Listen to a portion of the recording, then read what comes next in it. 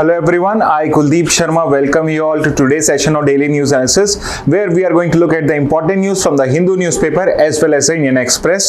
So आज 3rd of February है and just 2 दिन पहले आपका जो बजट है उसको अनाउंस किया गया था and yesterday also and today also you would see कि most of the news coverage जो है आपका वो बजट के रिगार्डिंग है.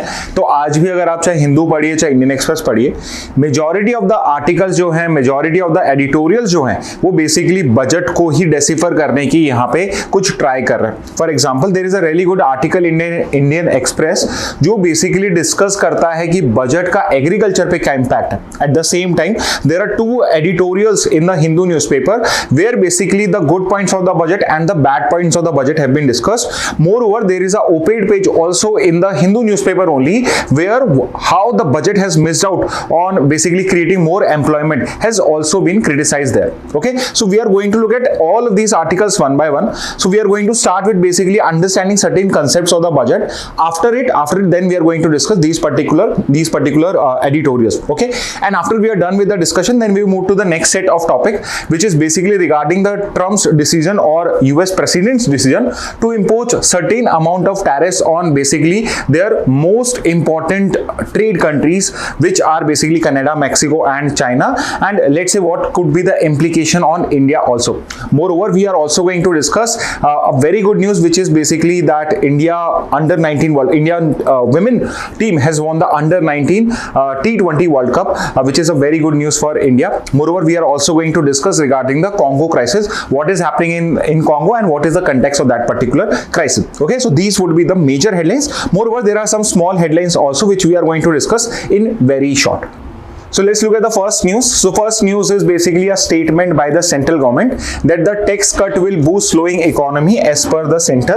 And if you are following your newspaper daily and if you have been following the budget, अगर आप कोई भी newspaper देख रहे हैं या कोई भी आप news channel open करोगे, the main focus of this particular budget has been basically regarding the income tax cut.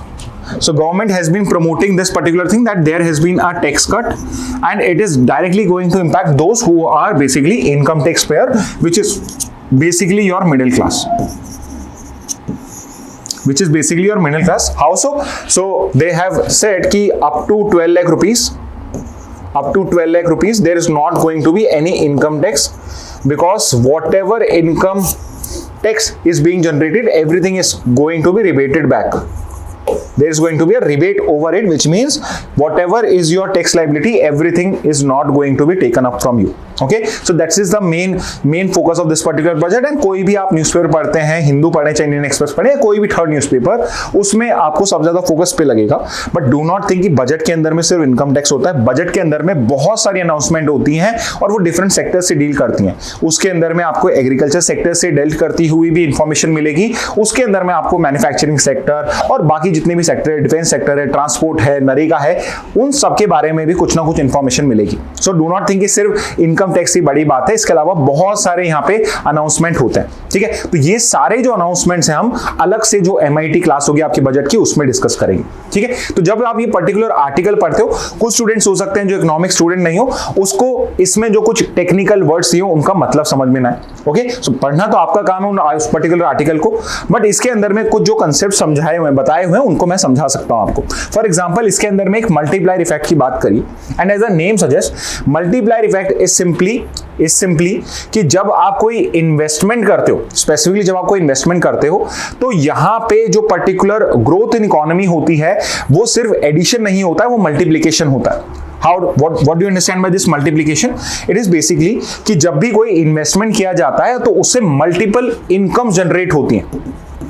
Multiple income generates होती हैं एंड जब मल्टीपल इनकम जनरेट्स होती है विच मीन्स कि there are multiple peoples who are earning, और because बहुत सारे लोग यहाँ पे पैसा अर्न करते हैं तो बहुत सारे लोग यहाँ पे सेविंग्स भी करते हैं एंड प्लस वो एक्सपेंडिचर भी करते हैं.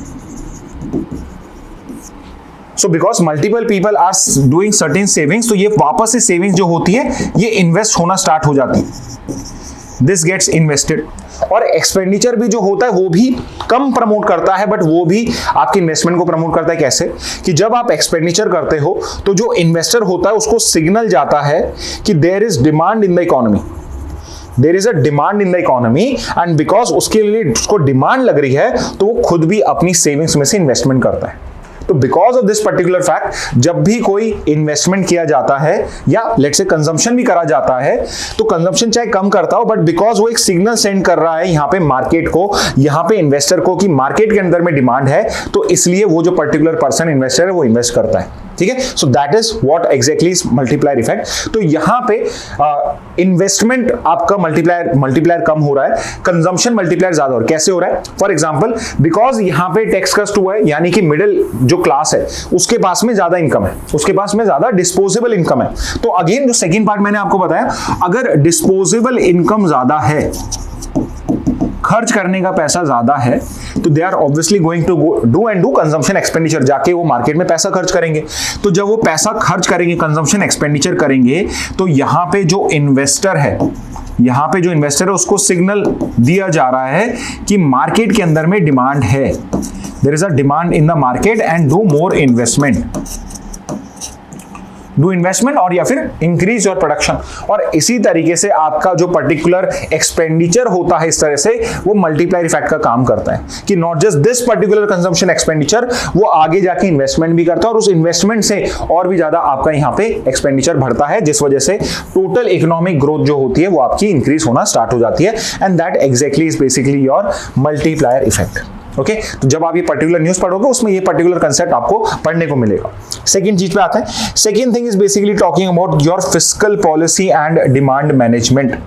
तो यहां पे if you are an economic student you must have heard of कि कोई भी कंट्री की जो इकोनॉमिक पॉलिसी होती है, कोई भी कंट्री की जो इकोनॉमिक पॉलिसी होती है वो दो टाइप की हो सकती है। It is either fiscal policy और दी मॉनेटरी पॉलिसी।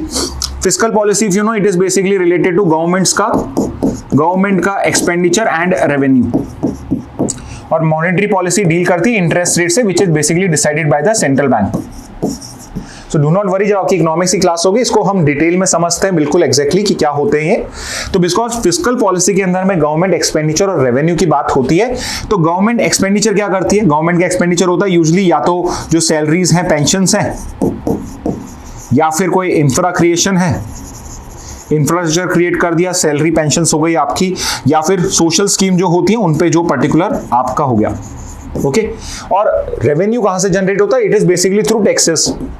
मेजरली जितना भी गवर्नमेंट का रेवेन्यू है वो टैक्सेस से जनरेट होता है। डायरेक्ट टैक्स हो सकते हैं, इनडायरेक्ट टैक्स हो सकते हैं। डायरेक्ट टैक्स जैसे इनकम टैक्स और इनडायरेक्ट टैक्स जैसे कि जीएसटी।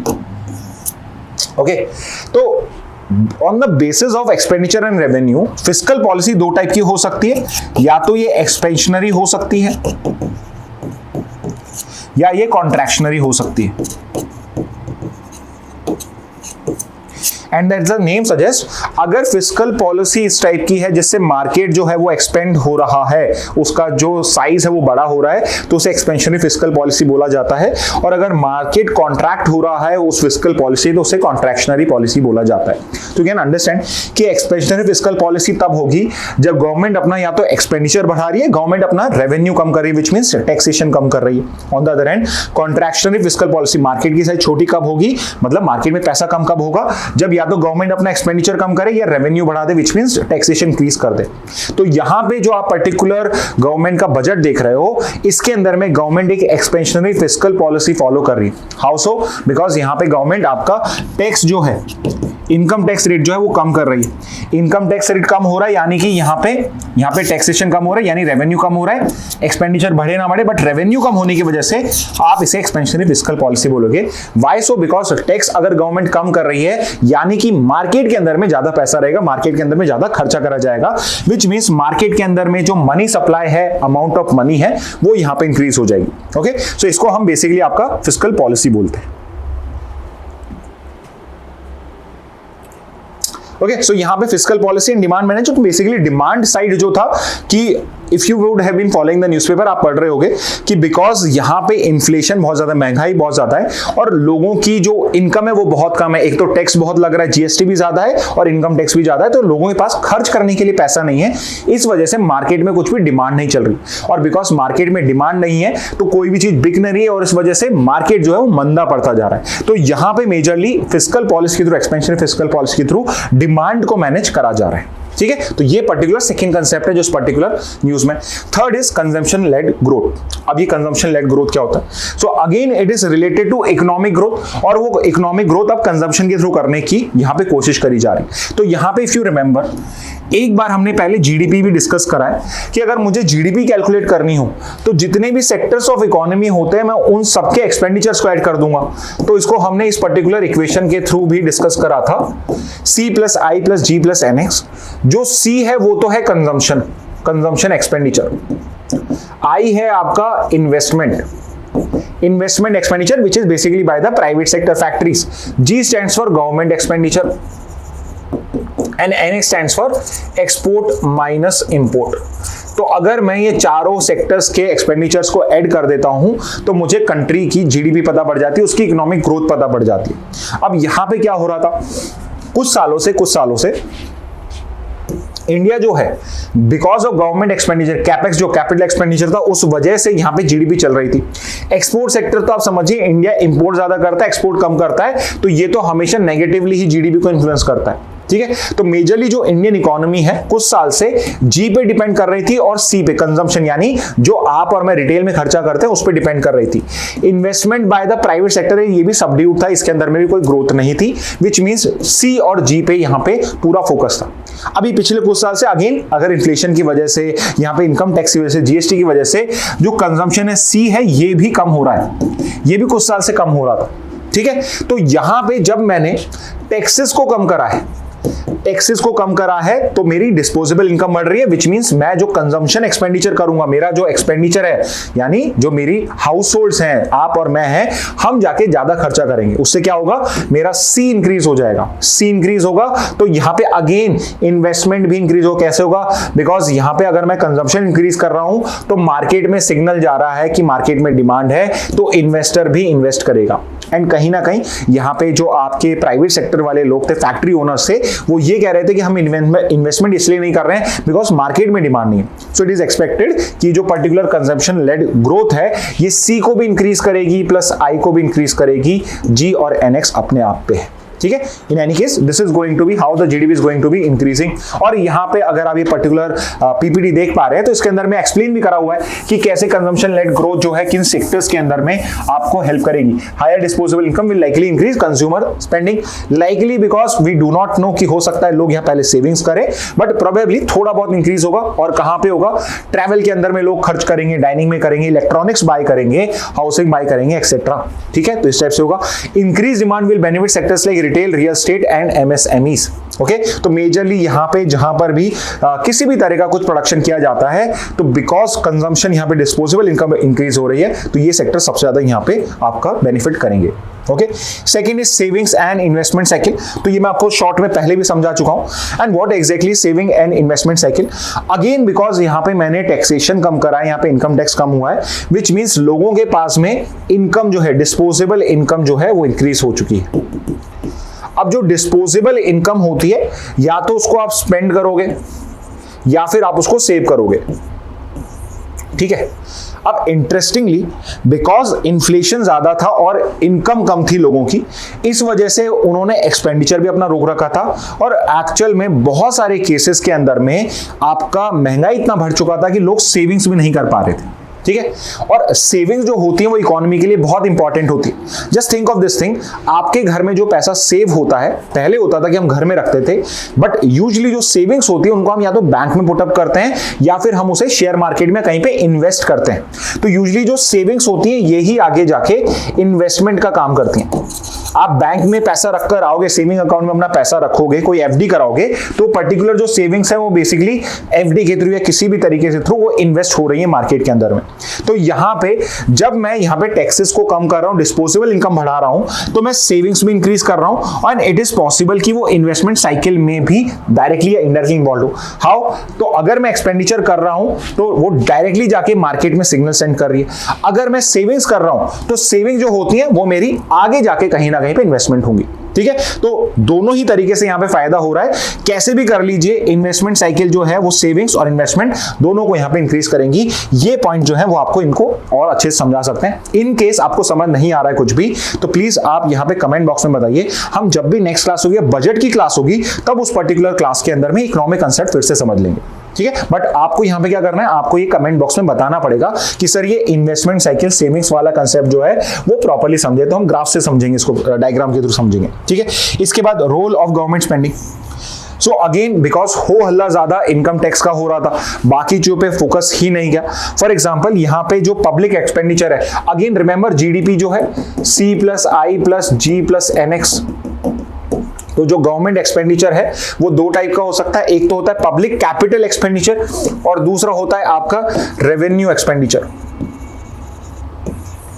ठीक है, revenue expenditure which is basically day to day expenditure, salaries हो गई, पेंशन हो गई, वो सब। और कैपिटल एक्सपेंडिचर हो गया जहां पे मैंने कोई इंफ्रा क्रिएट करा, जैसे मैंने रोड्स बनाए एक्सेट्रा बनाए।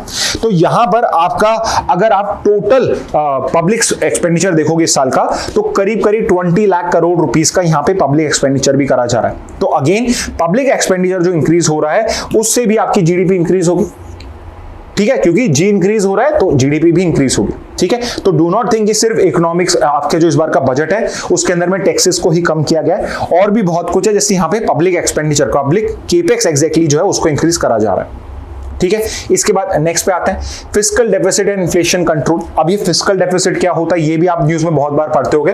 तो फिस्कल डेफिसिट को आप सिंपली ये समझिए, फिस्कल का मतलब होता है यहाँ पे गवर्नमेंट। रिमेंबर इकोनॉमिक्स में जब भी आप फिस्कल वर्ड पढ़े तो समझ लेना गवर्नमेंट की बात हो रही है। जैसे फिस्कल ईयर गवर्नमेंट का ईयर, एक साल का जो पूरा इकोनॉमिक ईयर है उसको गवर्नमेंट का ईयर भी आप बोल सकते हो।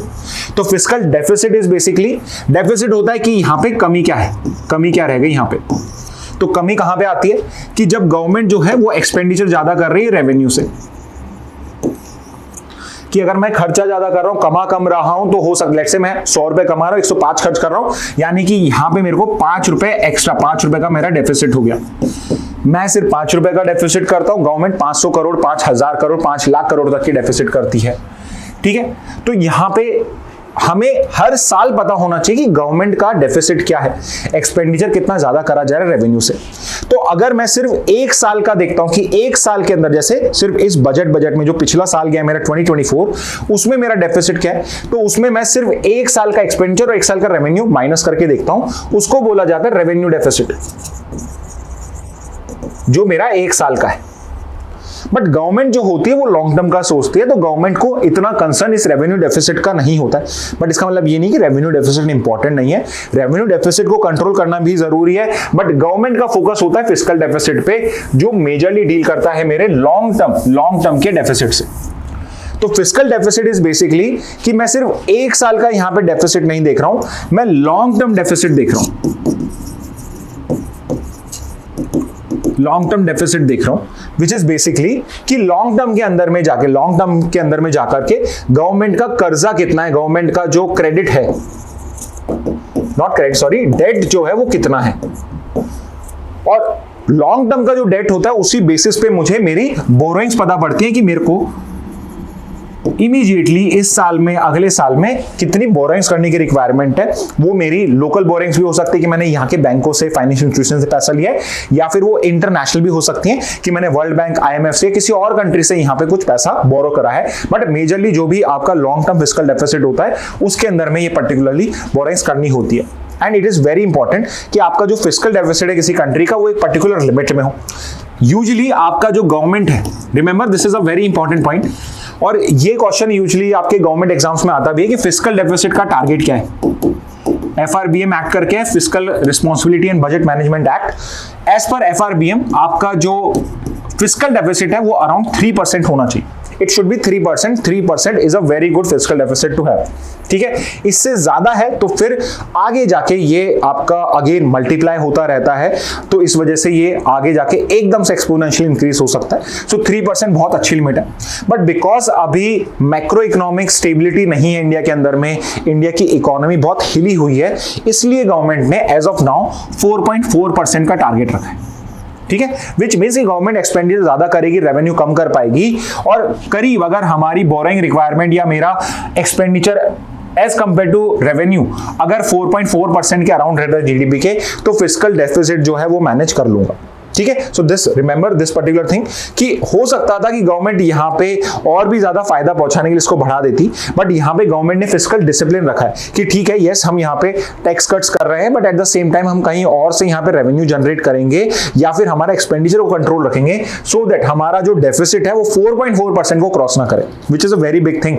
तो remember this particular fact also कि फिस्कल डेफिसिट का टारगेट जो रखा गया है इस बार के बजट में, that is 4.4। Okay, so again 20 G के क्वेश्चन आपके अपलोड जो होते हैं उनमें भी इस टाइप के क्वेश्चंस आप देख सकते हो। ठीक है, नेक्स्ट पे आते हैं, stimulating private sector growth. Again I do not have to explain it to you. Consumption growth जब बढ़ेगा तो यहाँ पे जो सी है वो आई को भी यहाँ पे सिग्नल देगा कि प्लीज आप भी यहाँ पे इंक्रीज करिए, बिकॉज मेरे मार्केट के अंदर में डिमांड है। ओके, और सेविंग्स इंक्रीज होंगी तो मार्केट, आप जो भी सेव करते हो आप बैंक्स में जाके उसको पुट अप करोगे, तो यहाँ पे बैंकों के पास में भी लिक्विडिटी यानी पैसा बढ़ेगा जो आगे जाके इन्वेस्टमेंट में यूटिलाइज करा जा सकता है। ठीक है, तो अगर आप पहला आर्टिकल इस पर्टिकुलर न्यूज में पढ़ेंगे या हिंदू पेपर में पढ़ेंगे, so it's going to be talking about these particular kind of concepts. Next पे चलते हैं। रिमेंबर अभी आपका जो पूरा डिस्कशन है, मेजरली जो डिस्कशन आज हम करेंगे शुरुआत के 4-5 आर्टिकल्स, वो सारे के सारे बजट से ही करते हैं। एंड अगेन यहाँ पे मैं आपके 3 से 4 एडिटोरियल्स को डिस्कस करने वाला हूं। पहला एडिटोरियल जो है, एज यू कैन सी, अगर आप हिंदू न्यूज़पेपर पढ़ेंगे उसमें नीचे वाला एडिटोरियल इज बेसिकली दिस, जो बेसिकली बजट की यहाँ पे बड़ाई कर रहा है कि बजट के गुड पॉइंट्स क्या है। ठीक है, तो इसको हम डिटेल में लिखा हुआ है, इसको हम डिस्कस करेंगे। दूसरी साइड पढ़ोगे तो एक है beyond tax cuts, a closer read of the union budget. यहां पे मेजरली जो बजट का क्रिटिसिज्म है वो करा गया है कि बजट जो है वो दिखने में तो बहुत अच्छा लगता है, बट इसको अचीव कर पाना, इसके जो कंसर्न्स हैं वो भी, उनको भी आप नेग्लेक्ट नहीं कर सकते। Those are also very important.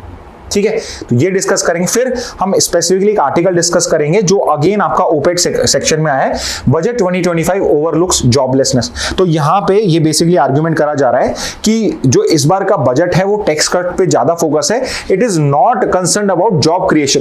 Job creation पे फोकस नहीं है यहाँ पे सिर्फ टैक्स कटिंग के ऊपर पे या कंजम्पशन एक्सपेंडिचर इंक्रीज करने के ऊपर पे है, which is also not good thing as per this particular author. ठीक है, तो ये पर्टिकुलर आर्टिकल है। और एक आर्टिकल जो मैंने आपका इंडियन एक्सप्रेस से लिया है, I have told you in the beginning also, which basically talks about कि जो बजट 2025 है उसके अंदर में एग्रीकल्चर से रिलेटेड क्या क्या है। ठीक है, तो मेजरली ये पर्टिकुलर आर्टिकल्स हम यहाँ पे डिस्कस करेंगे। उसके बाद हम ट्रम्प वाली न्यूज पे आएंगे। ओके, सो स्टार्ट करते हैं with the first particular article, which is basically a budget that is forward looking and growth oriented.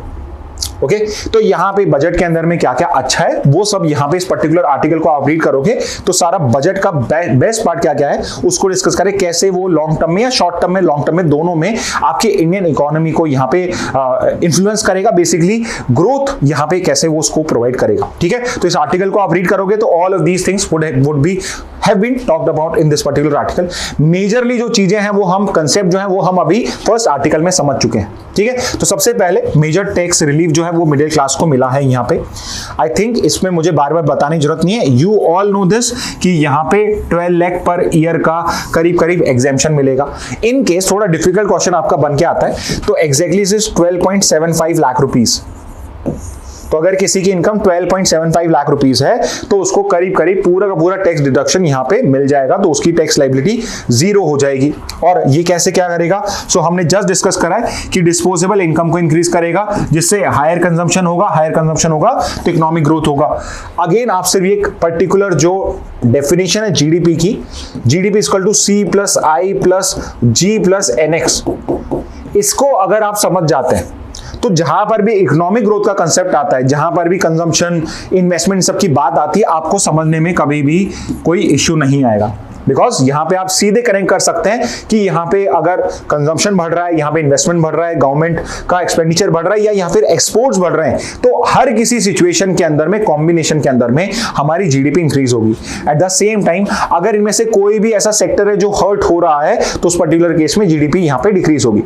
For example, अगर आप रिसेंटली टाइम्स में देख रहे हो बिकॉज ऑफ हाई इन्फ्लेशन आपका सी जो है वो डाउन जा रहा था, और सी जब डाउन जा रहा था, आई भी जो था वो अप नहीं हो पा रहा है, बिकॉज सी जब तक डाउन रहता है तो आई भी नहीं होता है। वाई? बिकॉज डिमांड नहीं होती है तो इन्वेस्टर जो होता है वो इन्वेस्ट नहीं करता है। तो इस वजह से आपका जीडीपी जो था, आपका जो इकोनॉमिक ग्रोथ है वो कम चल रहा था। ठीक है, तो ये आपका सेकंड पॉइंट हो जाएगा।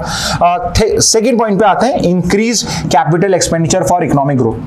If you have been following the particular your budget of last year also, last year जो हम public expenditure, जो government expenditure, जो capital expenditure हम करने वाले थे, उसका particularly जो amount था वो था 1,11,111 करोड़ रुपीस।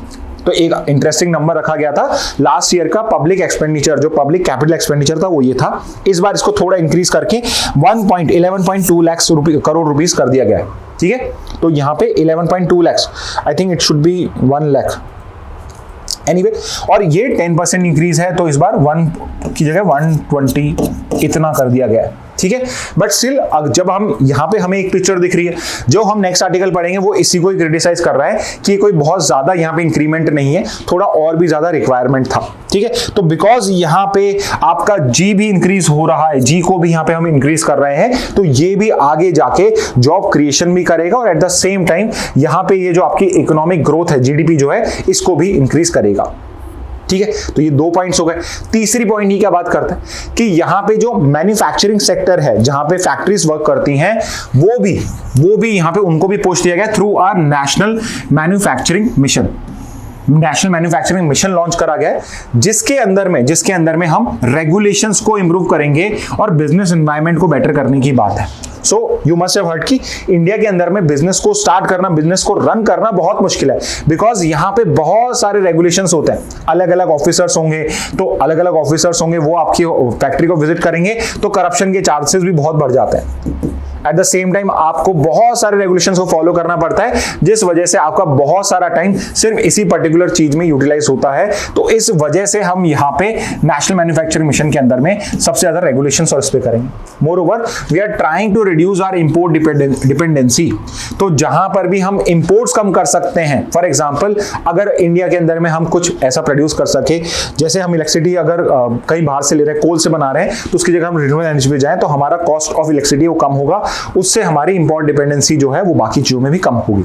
ठीक है, थर्ड पे आते हैं, there is emphasis on labour intensive sector. What is a labour intensive? तो सेक्टर्स जो होते हैं इकोनॉमी के, वो 2 टाइप के हो सकते हैं, या तो कैपिटल इंटेंसिव हो सकता है, लेबर इंटेंसिव। कैपिटल इंटेंसिव का मतलब है कि यहाँ पे हम मशीनरी पे फोकस कर रहे हैं, मशीनरी पैसे से आएंगी, कैपिटल से आएंगी, तो उसे कैपिटल इंटेंसिव कहा जाता है। लेबर इंटेंसिव सेक्टर्स वो होते हैं जहां पे जो मैन पावर है उसको इंक्रीज करा जाता है, जहां पे लेबर की रिक्वायरमेंट ज्यादा होती है। फॉर एग्जांपल अगर आप एक कैपिटल, थोड़ा बहुत भी पैसा अगर आप टेक्सटाइल्स में लगाते हैं, तो उसका जो रिटर्न होता है in terms of number of man power वो बहुत ज्यादा होता है। विच मीन्स कि अगर मैं लेट्स से कि कार मेकिंग की जगह अगर टेक्सटाइल में ज्यादा पैसा लगाता हूं, तो टेक्सटाइल के अंदर में ज्यादा लेबर की रिक्वायरमेंट होगी, विच मीन्स यहां पे मेरा एम्प्लॉयमेंट इंक्रीज होगा। तो यहां पे हमारा टारगेट सपोर्ट है टूरिज्म में, फूड प्रोसेसिंग इंडस्ट्रीज में, यहां पर भी लेबर जो होती है वो बहुत ज्यादा इन्वॉल्व होती है। And third is your leather industry, textile, leathers, ये सब जो होते हैं सबसे बड़े आपके एम्प्लॉयमेंट क्रिएटर्स होते हैं। ठीक है, तो इन पर्टिकुलर टारगेट्स, इन पर्टिकुलर सेक्टर्स को लेके डिफरेंट स्कीम्स अनाउंस करी गई हैं। वो एग्जैक्टली स्कीम्स क्या होंगी, अभी स्कीम्स के नाम नहीं आए, जब स्कीम्स के नाम आ जाएंगे तो हम उसको ढंग से डिस्कस करेंगे। ठीक है, इसलिए हम MIT ऑन बजट है वो थोड़ा लेटर पीरियड में करते हैं, सो दैट जितने भी हमारे स्कीम्स हैं उनके नाम भी हमें पता पड़ जाए। ठीक है, इसके बाद strengthening maritime and aviation infrastructure. तो मैरीटाइम और एविएशन को इंप्रूव करने के लिए भी स्कीम्स अनाउंस करी गई हैं, जैसे कि एक उड़ान स्कीम है। If you know the full form of Udan scheme, mention it in the comment box. बहुत फेमस स्कीम है जिसके अंदर में हम 120 न्यू डेस्टिनेशन, तो उड़ान नाम की आपको कई स्कीम्स मिल जाएंगी। I am talking about civil aviation वाली उड़ान का नाम क्या है। ठीक है, और एक मैरीटाइम डेवलपमेंट फंड भी यहाँ पे अनाउंस करा गया है to improve, to promote the blue economy. Blue economy is basically your ocean economy, तो जहां पे आपका फिशरीज हो जाता है वो सारा इसी ब्लू इकोनॉमी का ही पार्ट होता है। ओके, इसके बाद एग्रीकल्चर को लेके, सो एग्रीकल्चर को लेके यहाँ पे धन दान, प्राइम मिनिस्टर धन धान्य कृषि योजना को यहाँ पे इनिशिएट करा गया है, जिसके अंदर में हम फोकस करेंगे 100 लो प्रोडक्टिविटी डिस्ट्रिक्ट्स के ऊपर। सो अब यहाँ पे टारगेटेड अप्रोच बनाई गई है कि एग्रीकल्चर के अंदर में जो बेसिकली एग्रीकल्चर डिपेंडेंट डिस्ट्रिक्ट्स हैं, जहां पे प्रोडक्टिविटी लो है, प्रोडक्टिव इज बेसिकली कि एक पर्टिकुलर एरिया के अंदर में मैं कितना क्रॉप ग्रो कर रहा हूं, मैं 100 kg वहां पे कॉटन उगा पा रहा हूं या 500 kg ऑफ कॉटन उगा पा रहा हूं, विच is basically shows your productivity. तो यहाँ पे हम 100 लो प्रोडक्टिव डिस्ट्रिक्ट्स को यहाँ पे फोकस रखेंगे और हम उनके अंदर में टारगेटेड इस पर्टिकुलर योजना के थ्रू टारगेटेड वहां पे प्रोडक्शन को, प्रोडक्टिविटी लेवल को इंक्रीज करेंगे। ठीक है, इसके अलावा there is a focus on crop diversification also, कि रेदर देन हम there being more of your wheat and rice production, हम अलग अलग क्रॉप्स को डाइवर्सिफाई करेंगे। क्रेडिट एक्सेस, बेसिकली जो आपका जो पर्टिकुलर एग्रीकल्चर है उसके अंदर में बहुत सारा कर्जा लेना पड़ता है, तो कैसे जो पर्टिकुलर फार्मर्स है, स्पेसिफिकली स्मॉल फार्मर्स, वो लोकल मनी लेंडर्स की बजाय बैंकिंग चैनल्स के थ्रू यहाँ पे कम इंटरेस्ट रेट के ऊपर पे क्रेडिट को एक्सेस कर पाए। इरिगेशन फैसिलिटीज को इंप्रूव करना और storage infra, this is also a big point. Storage infra को भी इंप्रूव करने के लिए कोल्ड स्टोरेज हमें चाहिए, अदरवाइज हमारी जो सब्जियां होती हैं, हमारे जो क्रॉप्स होते हैं वो खराब हो जाते हैं, तो स्टोरेज इंफ्रा भी बेटर करना है। Estimated 1.7 crore farmers to benefit, तो यहाँ पे करीब करीब 1.7 करोड़ फार्मर्स को बेनिफिट करने की बात करी जा रही है। ठीक है, fiscal prudence and deficit reduction, ठीक है, तो ये भी एक इंपॉर्टेंट पॉइंट है, बट फिस्कल डेफिसिट हम कर चुके हैं, हमने टारगेट रखा है 4.4 का, यहाँ पे 4.8 था पिछले साल, और अब भी हम उसको कम करने की, एंड दिस इज डिस्पाइट कि यहाँ पे हमने टैक्स कट प्रोवाइड करा है। टैक्स कट क्या मतलब, बेसिकली रेवेन्यू यानी कि गवर्नमेंट जो है वो कम कमा रही है, खर्चा ज्यादा, फिर भी हम यहाँ पे फिस्कल डेफिसिट को कम कर रहे हैं, विच इज अ बिग अचीवमेंट। तो सेकंड जो आर्टिकल हम देखेंगे उसमें इसी को ही क्रिटिसाइज करा गया है कि अगर आप टैक्स कट कर रहे हैं तो आपका रेवेन्यू कम हो रहा है, आप एक्सपेंडिचर भी अगर कम करेंगे तब जाके ये 4.4 होगा, विच लुक्स वेरी मतलब फार ऑफ, पाइप ड्रीम लग रहा है यहाँ पे, तो इस वजह से इसको क्रिटिसाइज वहां पे किया गया है, but it shows government's commitment की वो फिस्कल डेफिसिट को लेकर भी कमिटेड है। Next is enhancing ease of doing business, तो ये पर्टिकुलर चीज हमने पिछली स्लाइड में भी देखी थी कि बिकॉज इंडिया में रेगुलेशन बहुत ज्यादा है, तो ईज ऑफ डूइंग बिजनेस को भी यहाँ पे हम इनहेंस करें, बेटर कर रहे हैं। कैसे कर रहे हैं? टैरिफ स्ट्रक्चर जो है, टैरिफ क्या होते हैं आपके, जो बेसिकली आपकी इंपोर्ट ड्यूटीज लगती हैं, अलग अलग टाइप के जो आपके चार्जेस लगते हैं अगर आप कुछ भी इंपोर्ट कराते हैं, उसको सिंप्लीफाई करने की बात है। कैसे? कुछ 7 टैरिफ रेट जो होती हैं अलग अलग टाइप की, उनको रिमूव कर दिया जाएगा, सो देयर वुड बी मतलब fewer kinds of tariff rates, तो कोई बाहर से इंपोर्ट करना चाहता है तो उसके लिए इजी हो जाएगा। Rationalisation of cess and surcharges, अब ये सेस एंड सरचार्ज क्या होते हैं, तो ये भी हम कभी इकोनॉमिक्स जब पढ़ते हैं उसमें डिस्कस करते हैं, बट सेस एंड सरचार्ज होते हैं कि जो आप पे टैक्स लग रहा है, टैक्स के ऊपर टैक्स लग रहा है, सरचार्ज, और एक स्पेसिफिक चीज के लिए, जैसे कृषि एग्रीकल्चर प्रमोट करने के लिए, एजुकेशन प्रमोट करने के लिए अलग से जो टैक्सेबल अमाउंट है उस पर कुछ मैं सेस भी चार्ज कर रहा हूं, जैसे एजुकेशन सेस मैंने चार्ज कर दिया। ठीक है, तो यहां पे this is how I am trying to enhance ease of doing business by rationalising cess and surcharge, unnecessary के सेस सरचार्ज नहीं लगाए जाएंगे। ठीक है, अब ओवरऑल इकोनॉमिक स्ट्रैटेजी क्या है, तो यहां पे it just a conclusion of this particular article कि बजट जो है वो प्रायोरिटाइज कर रहा है इकोनॉमिक एक्सपेंशन को, कि भाई इकोनॉमी जो है वो एक्सपेंड करनी, जीडीपी इंक्रीज होनी चाहिए, फिस्कली रिस्पॉन्सिबल है, फिस्कल डेफिसिट जो है वो रिस्पॉन्सिबली रखना है, 4.4 तक लेकर आने का ट्राई करना है, और sectoral growth, for example agriculture के अंदर में मैं स्पेसिफिकली टारगेटेड वर्क कर रहा हूं, एमएसएमई सेक्टर में मैं एकदम स्पेसिफिकली टारगेटेड वर्क कर रहा हूं, सो दैट मुझे सेक्टोरल ग्रोथ जो है यहां पे प्रोवाइड हो सके। Second is continued focus on capital investment, 1.2 lakh crore rupees, 1.2 lakh crore rupees इस बार का मेरा पब्लिक कैपिटल एक्सपेंडिचर है, तो वो मैं इंक्रीज कर रहा हूं, जिससे मेरा इंडस्ट्रियल ग्रोथ होगा और एम्प्लॉयमेंट जनरेशन भी होगा, और बेसिकली मेरी ग्लोबल मैन्युफैक्चरिंग एंड ट्रेड के अंदर में यहां पे जो मेरी पोजीशन है उसको स्ट्रेंथन मिलेगी। Okay, so again try to understand, ये पर्टिकुलर जो मैं एक्सरसाइज करवा रहा हूं आपको, it is just for you to understand कि अगर आप इस पर्टिकुलर आर्टिकल को रीड करते हो तो एग्जैक्टली इस आर्टिकल के अंदर में क्या क्या डिस्कस करा हुआ है। ठीक है, and I am doing this because many students come to me and they say कि सर स्पेसिफिकली एडिटोरियल जो है उनको आप कभी कभी एक्सप्लेन कर दिया करें जहां पर भी इंपॉर्टेंट हो, तो ये एक्सरसाइज हम रेगुलरली करते रहेंगे, सो दैट यू अंडरस्टैंड कि मेजरली क्या क्या उस आर्टिकल में और कुछ भी आपसे मिस ना हो। ओके, नेक्स्ट आर्टिकल पे आते हैं, beyond tax cuts a closer read of the union budget. Like I have already told you कि जो पहला आर्टिकल था वो बेसिकली बजट को यहाँ पे अप्रिशिएट कर रहा था, और यहाँ पे बजट को डेप्रिशिएट या बजट को यहाँ पे क्रिटिसाइज करा जा रहा है। सो अगेन जो पर्टिकुलर बजट है आपका सारे सेक्टर्स को है, फिस्कल कंसोलिडेशन टारगेट जो है वो इनका पहला पॉइंट है। ठीक है, मैं थोड़ा जल्दी करूंगा बिकॉज बहुत सारे आर्टिकल्स हमें डिस्कस करने हैं। ठीक है, तो रिड्यूस फिस्कल डेफिसिट टू 4.4%, तो ये बात हम पहले भी पढ़ चुके हैं। अब चैलेंज क्या है यहाँ पे? अब यहाँ पे चैलेंज है हायर रेवेन्यू टारगेट्स। अब ये क्या होता है?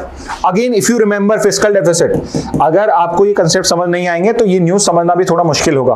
फिस्कल डेफिसिट क्या होता है कि मेरा एक्सपेंडिचर जो है वो ज्यादा है रेवेन्यू से, विच मीन्स अगर मुझे फिस्कल डेफिसिट को अगर कम करना है, 4.8 से 4.4 लाना है, या तो मुझे एक्सपेंडिचर कम करना पड़ेगा या मुझे रेवेन्यू इंक्रीज करना पड़ेगा। अब इस साल मैंने एटलीस्ट एक जो मेरा रेवेन्यू इनकम टैक्स का, उसमें करीब करीब 12 लाख करके करीब करीब 1 लाख करोड़ का मुझे नुकसान होगा। मैं मतलब गवर्नमेंट 1 लाख करोड़ मेरा यहां कम हो गया, यानी मेरा रेवेन्यू जो वो इंक्रीज नहीं हुआ, कम हो रहा है। तो अब मेरे पास दो ही ऑप्शन बचते हैं कि मैं या तो गवर्नमेंट का एक्सपेंडिचर अपना कम करे यहां पे, या फिर जो बाकी के रेवेन्यू स्ट्रीम्स हैं उसको यहां पे इंक्रीज करे। अब अगर मुझे 4.4 का टारगेट अचीव करना है तो करीब करीब मुझे टैक्स रेवेन्यू में 11.2% की ग्रोथ चाहिए।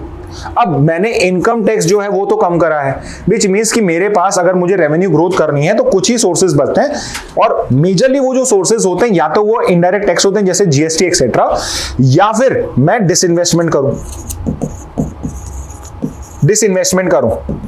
मतलब मेरी कोई पब्लिक कंपनी, गवर्नमेंट की कंपनी है, उस कंपनी को मैंने प्राइवेट सेक्टर को बेचा, उससे जो मुझे पैसा आया वो भी मेरा यहां पे रेवेन्यू ही तो है।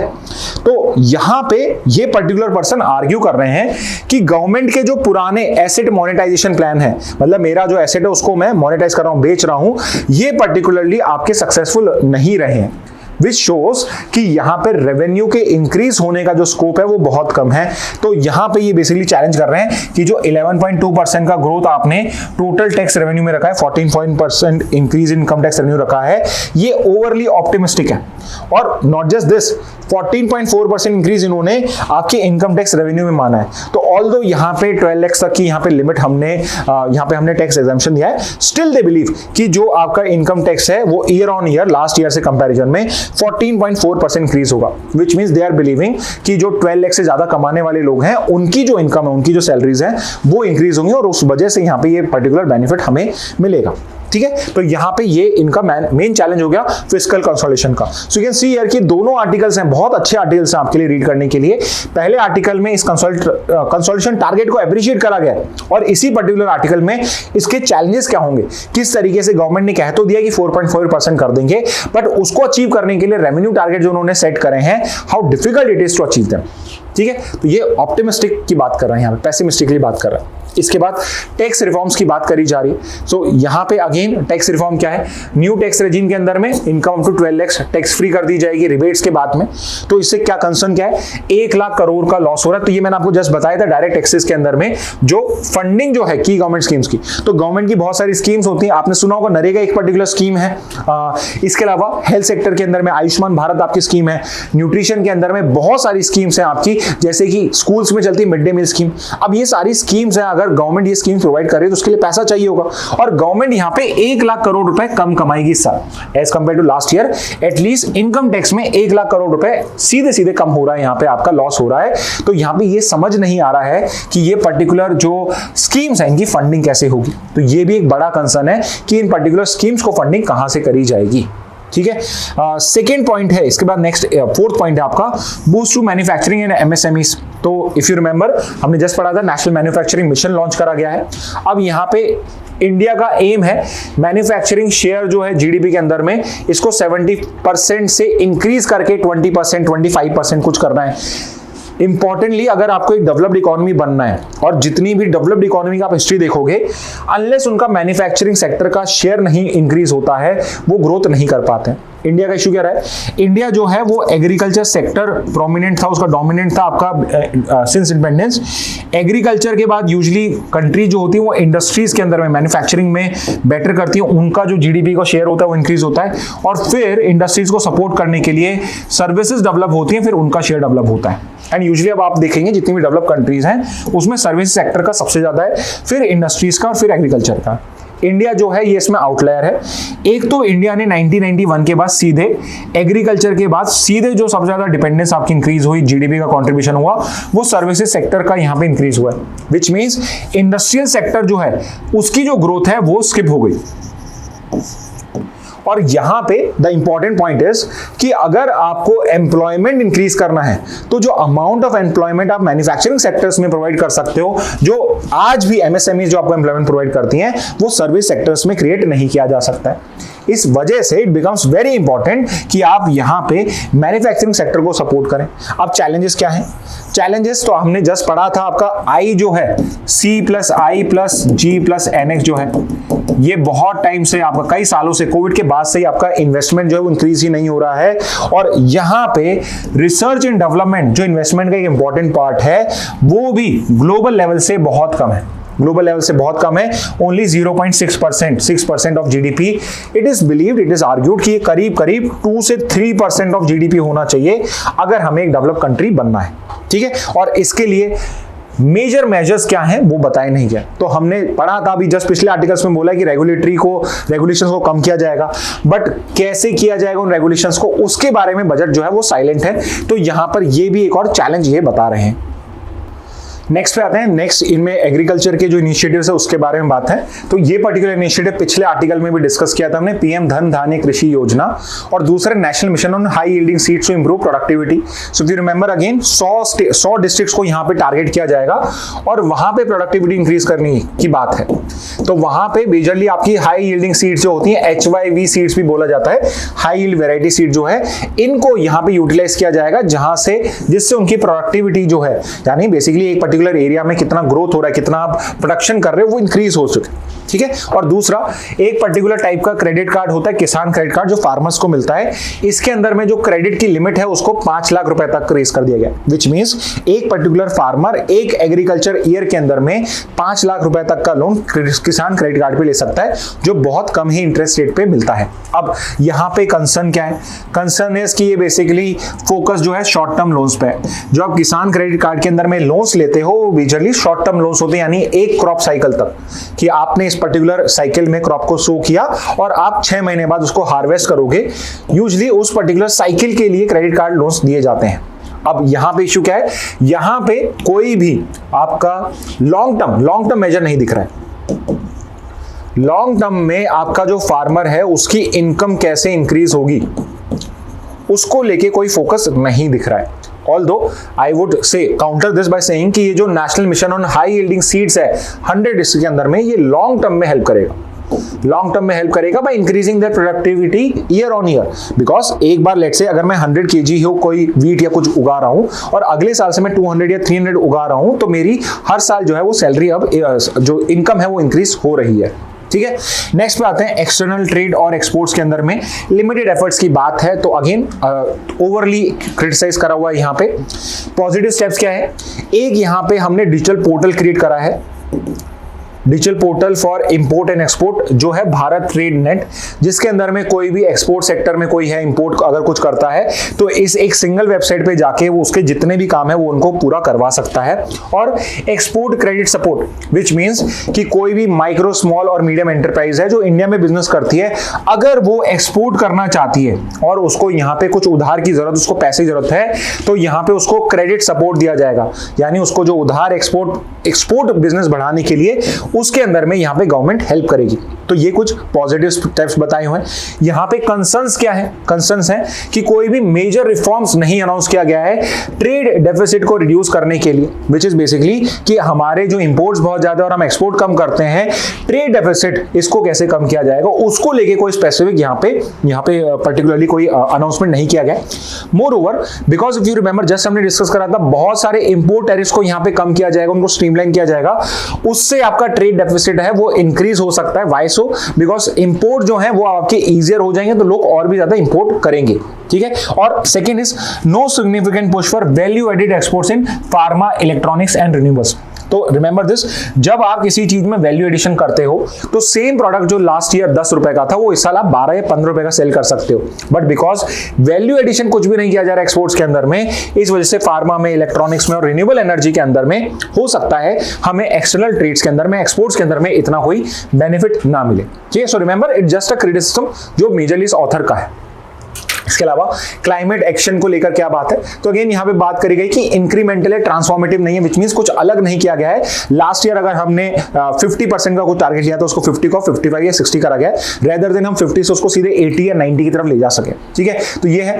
तो मेजर जो एक बहुत अच्छा इसके अंदर में इन्होंने इनिशिएटिव लिया, विच इज बेसिकली कि लिथियम आयन की जो बैटरी है उसकी रिसाइकलिंग को लेकर यहाँ पे कुछ आपके प्रोजेक्ट्स को लॉन्च किया जाएगा, विच is basically lithium ion battery जो मेजरली कंपोनेंट होता है जितने भी आपके इलेक्ट्रॉनिक्स है, और एंड नाउ आपके मोबिलिटी व्हीकल जैसे कि ईवी कार जो हैं, ईवी ट्रक्स जो हैं, ईवी बसेस जो हैं, उन सब में लिथियम आयन बैटरी ली जाएगी। यू मस्ट हैव हर्ड कि एक पर्टिकुलर जो बैटरी होती है उसकी एज करीब 7-8 साल होती है। 7-8 साल के बाद उसकी जो कैपेसिटी होती है वो डिक्रीज होना स्टार्ट हो जाती है। डू नॉट थिंक कि 8 साल के बाद बैटरी खत्म हो जाती है। 8 साल के बाद जो बैटरी अगर पहले 100% में 10 घंटे चलती थी तो वो शायद 7 आवर्स 8 आवर्स ही चलेगी। That is the meaning of कि उसकी कैपेसिटी रिड्यूस होती है। तो वी नो दिस कि लिथियम आयन बैटरी जो है वो बहुत इंपॉर्टेंट है। तो यहाँ पे रिसाइकलिंग प्लांट्स बनाए जाएंगे सो दैट हम यहाँ पे उन पर्टिकुलर बैटरीज को फिर से यूटिलाइज कर सकें।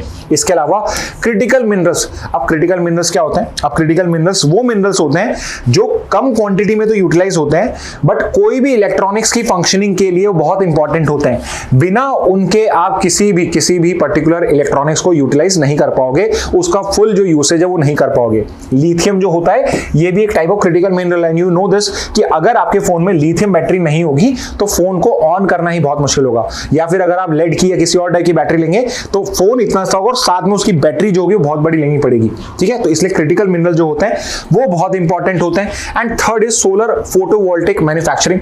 तो अभी जो आपके सोलर पैनल्स होते हैं उसके जो कंपोनेंट्स होते हैं वो सारे के सारे मेजरली चाइना में बनते हैं। चाइना करीब 90% plus market, China 90% plus market जो है सोलर वोल्टेक सेल जो होते हैं उसके अंदर में वो उसका शेयर रखता है। तो यहाँ पे it is also good initiative कि हम इंडिया के अंदर में भी सोलर वोल्ट के जो आपके सोलर पैनल्स होते हैं उसके कंपोनेंट्स की मैन्युफैक्चरिंग भी इंडिया के अंदर में करेंगे। अभी सिर्फ असेंबली हो रही है, अब उनकी मैन्युफैक्चरिंग भी हम करेंगे।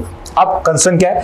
ग्रिड मॉडर्नाइजेशन पे। सो मेजरली आपने सुना होगा कि आपके जो डिस्कॉम्स होते हैं जो इलेक्ट्रिसिटी को यहाँ पे ग्रिड से आपकी इलेक्ट्रिसिटी आती है होम्स के अंदर में, उनको मॉडर्नाइज नहीं करा जा रहा है, जिस वजह से इलेक्ट्रिसिटी का जो लॉस है ट्रांसपोर्ट में बहुत ज्यादा होता है। एनर्जी स्टोरेज के ऊपर भी हमें वर्क करने की रिक्वायरमेंट है। फॉर एग्जाम्पल सोलर पैनल्स पे हम यहाँ वर्क कर रहे हैं, बट इसके साथ में जो भी आप सोलर पैनल यूज करते हो उसके लिए साथ आपको बैटरी सिस्टम चाहिए होता है साथ में। फॉर एग्जाम्पल अगर यहाँ पे सोलर लाइट नहीं आ रही रात को, अगर आपको सोलर एनर्जी यूज करनी है तो आपके घर में बैटरी सिस्टम होना चाहिए, या फिर आपको ग्रिड से कनेक्ट करना पड़ेगा।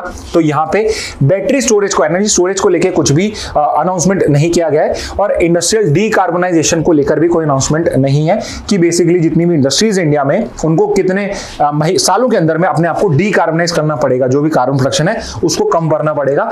ये भी एक कंसर्न इस पर्टिकुलर आर्टिकल में प्रोवाइडेड है। कंक्लूजन क्या है? बजट लेक्स अ ट्रांसफॉर्मेटिव पुश।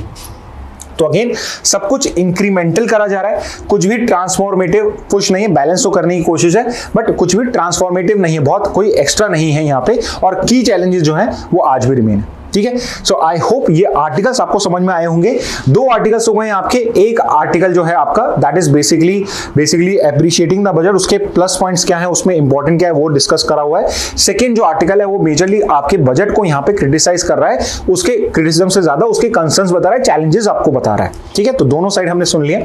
अब यहाँ पे एक और पर्टिकुलर ओपेड है which again talks about the budget, और बजट जो है वो कैसे इग्नोर कर गया यहाँ पे जो इंक्रीज इन जॉबलेसनेस है। तो I am sure you must have heard it कि इंडिया के अंदर में जो अनएम्प्लॉयमेंट रेट है वो इंक्रीज हो रही है। बहुत सारे ग्रेजुएट्स हैं, पोस्ट ग्रेजुएट्स हैं जो जॉबलेस है, उनके पास में कोई जॉब नहीं है, स्पेसिफिकली ऐसी जॉब नहीं है जो उनकी जो एजुकेशन है उसको कमेंसुरेट करे, उसको यहाँ पे अप्रिशिएट करे। तो उस चीज को लेके ये पर्टिकुलर आर्टिकल आया, और यहाँ पे ये पर्टिकुलर ऑथर आर्ग्यू कर रहे हैं कि इस पर्टिकुलर बजट के अंदर में टैक्स रिलीफ तो प्रोवाइड करा गया है, बट एम्प्लॉयमेंट और स्किल डेवलपमेंट को यहाँ पे नेग्लेक्ट करा गया है। और यहाँ पे एक स्पेसिफिक एग्जांपल लेते हैं।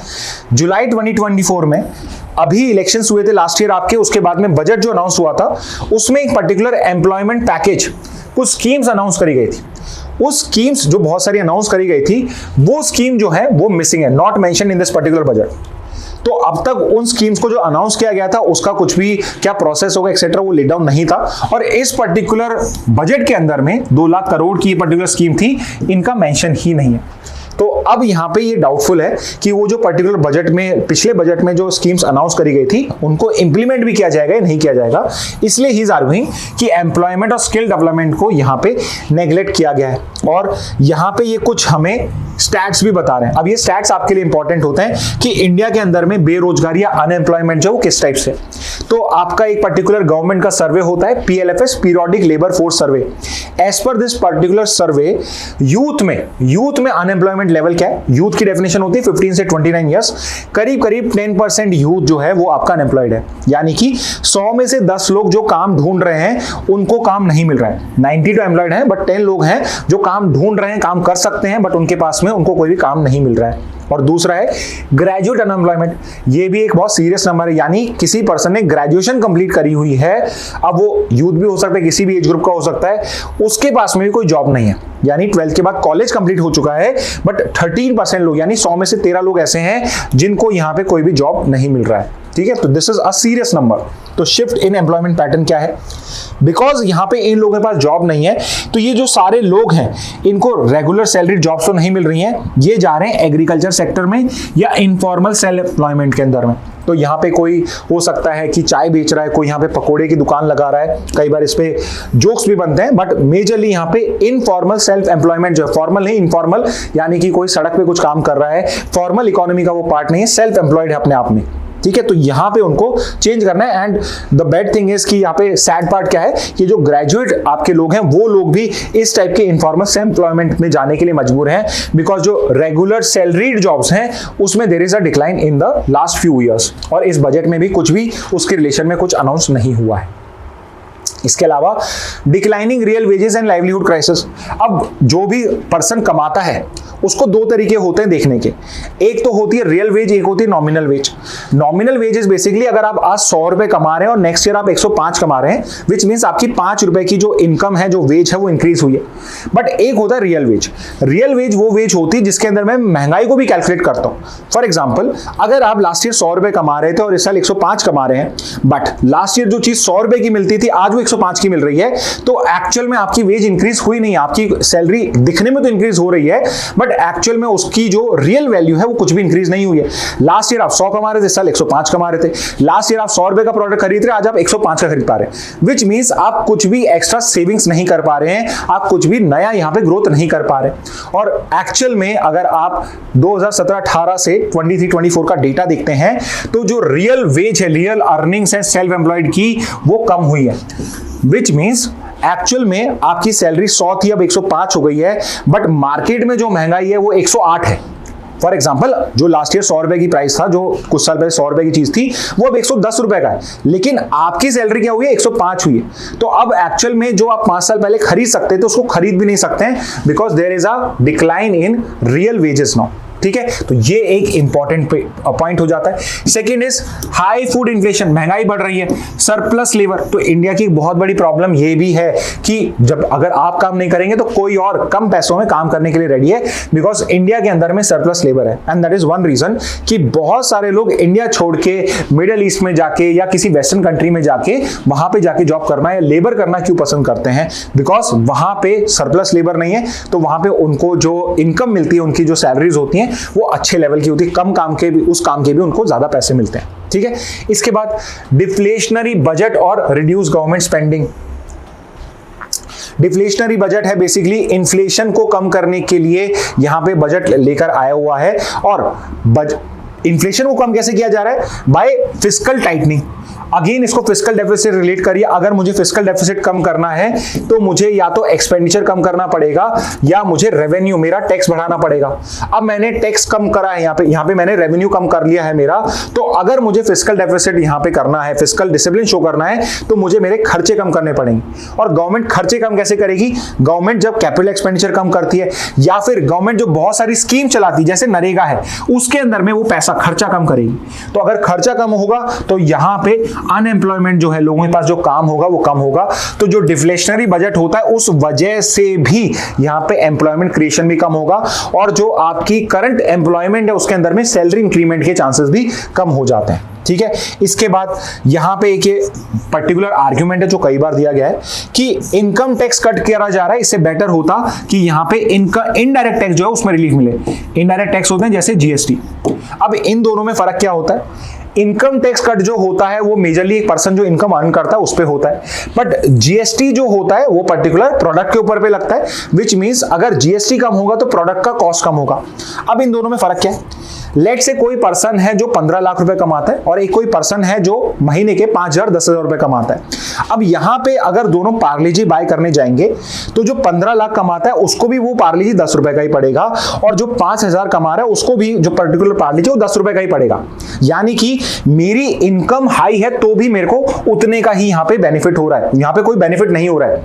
एट द सेम टाइम जो 10,000 रुपए कमा रहा है उसको भी इस पर्टिकुलर जीएसटी सेम जीएसटी पे करना पड़ रहा है। तो रेदर देन अगर मैं इनकम टैक्स ना कट करके यहां पे जीएसटी में रिलीफ देता, एग्जांपल के लिए कि जो मेरे फूड प्रोडक्ट्स हैं जो मैं अलग अलग सर्विसेज यूज करता हूं उस पे जो मैं जीएसटी पे करता हूं 18%, उसको रिड्यूस करके 12% कर दिया, 12% वाले को 5% कर दिया, तो यहां पे जो पर्टिकुलर पुअर पर्सन है उसकी जो इनकम है उसमें भी कुछ सेविंग्स होना स्टार्ट हो जाएंगी और उसका जो लिविंग स्टैंडर्ड है वो इंक्रीज होगा। तो बिकॉज इंडिया के अंदर में अनएम्प्लॉयमेंट हाई लेवल पे है तो इसलिए इन्फ्लेशन कंट्रोल करने के लिए आपका इनडायरेक्ट टैक्सेस को रिड्यूस करना, टैक्स रिलीफ देना जैसे जीएसटी कम करना, वो एक बेटर तरीका होता यहां पे आपकी इकोनॉमी को रिकवर करने के लिए। ठीक है, बिकॉज इनकम टैक्स कट जो होता है वो तो सिर्फ एक सैलरी क्लास की बहुत छोटी क्लास के बहुत कम लोगों को यहां पे बेनिफिट करेगा। वहीं इनडायरेक्ट टैक्स रिलीफ होता है जैसे जीएसटी कम करना, ये बहुत सारे लोगों अक्रॉस द लाइन हर किसी को यहां पे बेनिफिट करता। तो यहां पे ये भी एक पर्टिकुलर आर्गुमेंट इन्होंने प्रोवाइड करा है। ठीक है, अब नेक्स्ट पे आता है limited impact of tax cuts on consumption demand.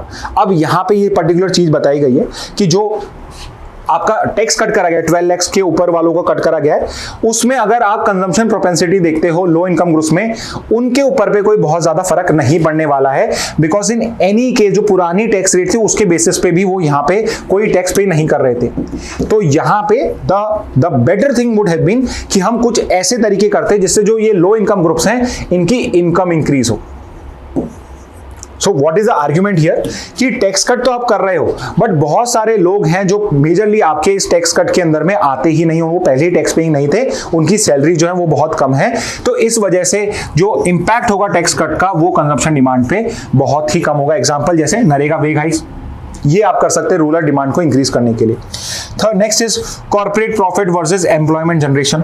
यहां पे एक और बात करी गई है, कॉर्पोरेट प्रॉफिट जो है वो 2019 में कम करा गया था और उससे जो उनका अर्निंग है वो इंक्रीज भी हुआ है, डबल से भी ज्यादा हो गया, डबल से भी ज्यादा हुआ है उनका अर्निंग, बट इस अर्निंग को कन्वर्जन नहीं हुआ है इनका मोर इन्वेस्टमेंट के अंदर में। तो यहां पे गवर्नमेंट ने आफ्टर कोविड यहां पे आपका जो कॉर्पोरेट टैक्स था वो कम करा था विद दिस इन माइंड कि यहां पे कॉर्पोरेट को अगर टैक्स कम होगा तो वो पैसा उनके पास जो बचेगा वो इन्वेस्ट करेंगे, बट जो पर्टिकुलर कंपनीज हैं उन्होंने इन्वेस्टमेंट तो किया नहीं, उनका प्रॉफिट जरूर डबल हो गया और उन्होंने जो हाई लेवल ऑफ मैनेजमेंट उन्होंने अपनी सैलरीज इंक्रीज कर ली।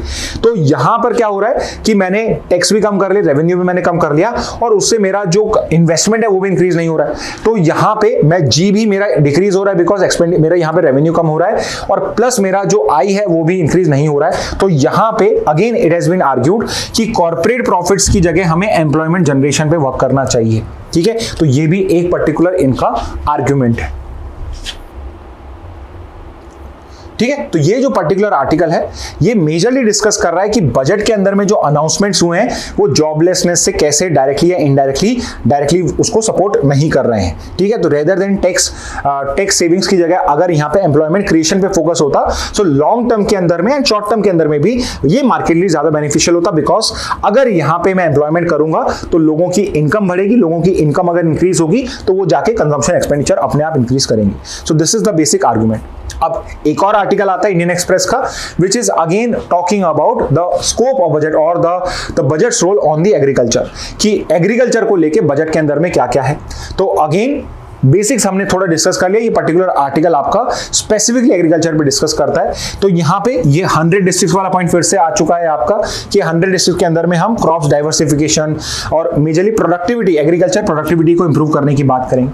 सेकेंड पॉइंट भी डिस्कस्ड है आपका, किसान क्रेडिट कार्ड की जो लिमिट है उसको 5 लाख तक इंक्रीज कर दिया गया है। But if you remember the previous article, the issue is कि किसान क्रेडिट कार्ड जो है वो शॉर्ट टर्म लोन्स में यूटिलाइज होता है, वो शॉर्ट टर्म लोन्स के अंदर में यूटिलाइज होता है। इसके अलावा again why we are discussing it, because उन पर्टिकुलर आर्टिकल्स में बाकी सब डिस्कस नहीं है, यहां पे वो डिस्कस है। जैसे कि एक स्पेसिफिक मिशन लॉन्च करा गया है, पल्सेस मिशन, तो एक क्वेश्चन ये आपको यहीं पे आ गया कि स्पेसिफिकली किस पर्टिकुलर सब सेक्टर के लिए या किस पर्टिकुलर क्रॉप्स के लिए यहाँ पे एक मिशन लॉन्च किया गया है। वीट के लिए किया गया है, राइस के लिए किया गया है, मेज के लिए किया गया है या पल्सेस के लिए किया गया है। तो रिमेंबर दिस, पल्सेस के लिए अलग से एक मिशन लॉन्च करा गया है। सेल्फ सफिशिएंसी बनाना है, मतलब कि हम जो भी इंपोर्ट करते हैं, इंपोर्ट की जगह हम सब कुछ इंडिया में ही प्रोड्यूस करें। तूर दाल, मूंग दाल और उड़द दाल पे यहाँ पे फोकस रहेगा। ठीक है, एक मखाना बोर्ड सेटअप किया गया बिहार के अंदर में। अब यहाँ पे जो मखाना है, जो पहले हम यूजुअली खाते ही नहीं थे, बहुत सस्ता सा आता था, अब इसे एक सुपर फूड बोल दिया गया, super food, and it becoming very popular world over, globally इसको एक सुपर फूड बता दिया गया है और इस वजह से इसका मार्केट बहुत इंक्रीज हो रहा है। तो इसके लिए भी अलग से एक मखाना बोर्ड करा गया है और इंडिया के अंदर में स्पेसिफिकली बिहार में जो आपका मखाना है ये सबसे ज्यादा उगता है।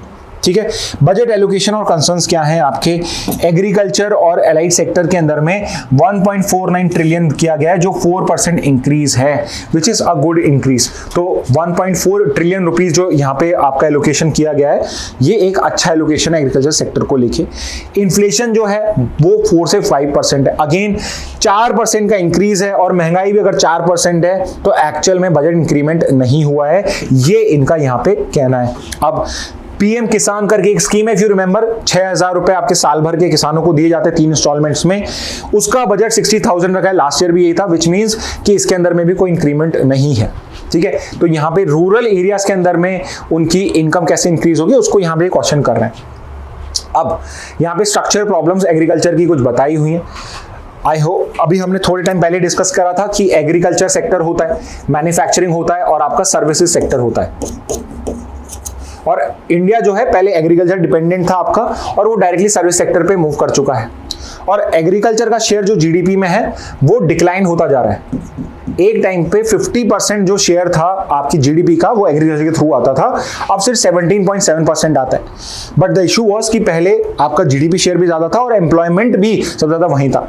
अब क्या प्रॉब्लम है कि शेयर तो 17.7% ही है, यानी एग्रीकल्चर से 17 रुपए आते हैं 100 में से, बट इसमें जॉब करते हैं 46 लोग।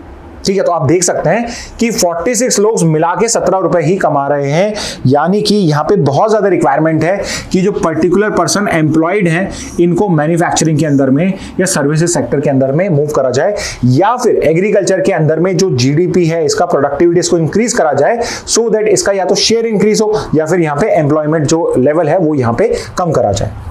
टेक्निकल एंड रिसर्च एस्पेक्ट्स क्या क्या हैं, तो 109, रिमेंबर वो 100 अलग है, 109 क्लाइमेट रेजिलिएंट क्रॉप वेराइटीज को यहाँ पे इंट्रोड्यूस किया गया है। So we know this climate change is a reality.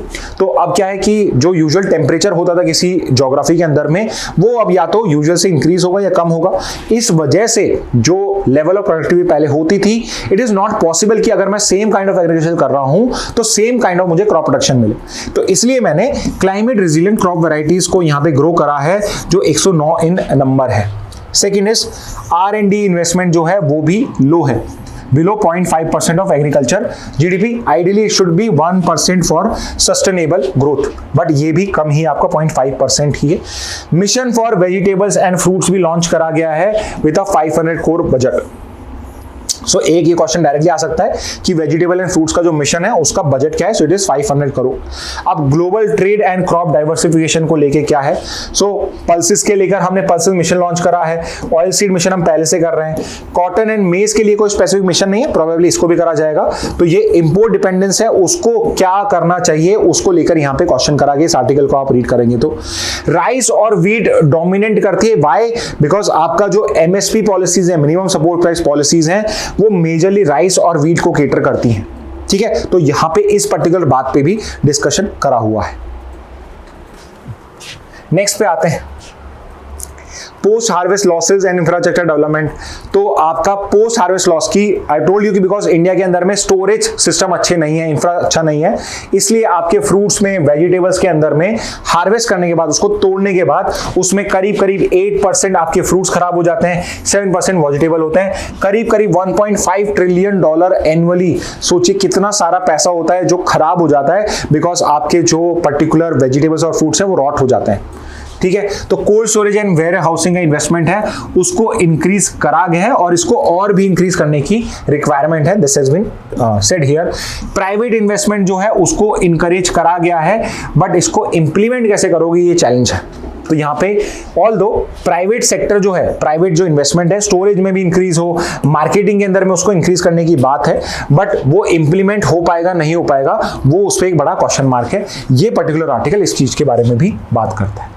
ठीक है, तो with this we are done with the budget के आर्टिकल्स जो आज आपके न्यूज़पेपर में आए। अगेन बजट के अंदर में क्या क्या स्पेसिफिक है, कौन कौन सी नई स्कीम्स अनाउंस करी गई, वो एक हम अलग MIT सेशन के अंदर में डिटेल में डिस्कस करेंगे, बट एज ऑफ नाउ हम इस पे ही फोकस कर रहे हैं। अब नेक्स्ट पे आते हैं, आपके दोनों हिंदू और इंडियन एक्सप्रेस में पर्टिकुलर न्यूज आई है विच इज बेसिकली कि जो डोनाल्ड ट्रंप है यूएस के प्रेसिडेंट, उन्होंने यहाँ पे टैरिफ्स लगा दिए हैं मैक्सिको के ऊपर पे, आपकी कनाडा के ऊपर पे और आपके चाइना के ऊपर पे, जो उनके सबसे बड़े ट्रेड पार्टनर्स में से एक है। करीब करीब जो टॉप 3 ट्रेड पार्टनर्स हैं वो ये 3 कंट्रीज हैं और उनके ऊपर पे यहाँ पर उन्होंने ये पर्टिकुलर टैरिफ रेट्स लगाई हैं।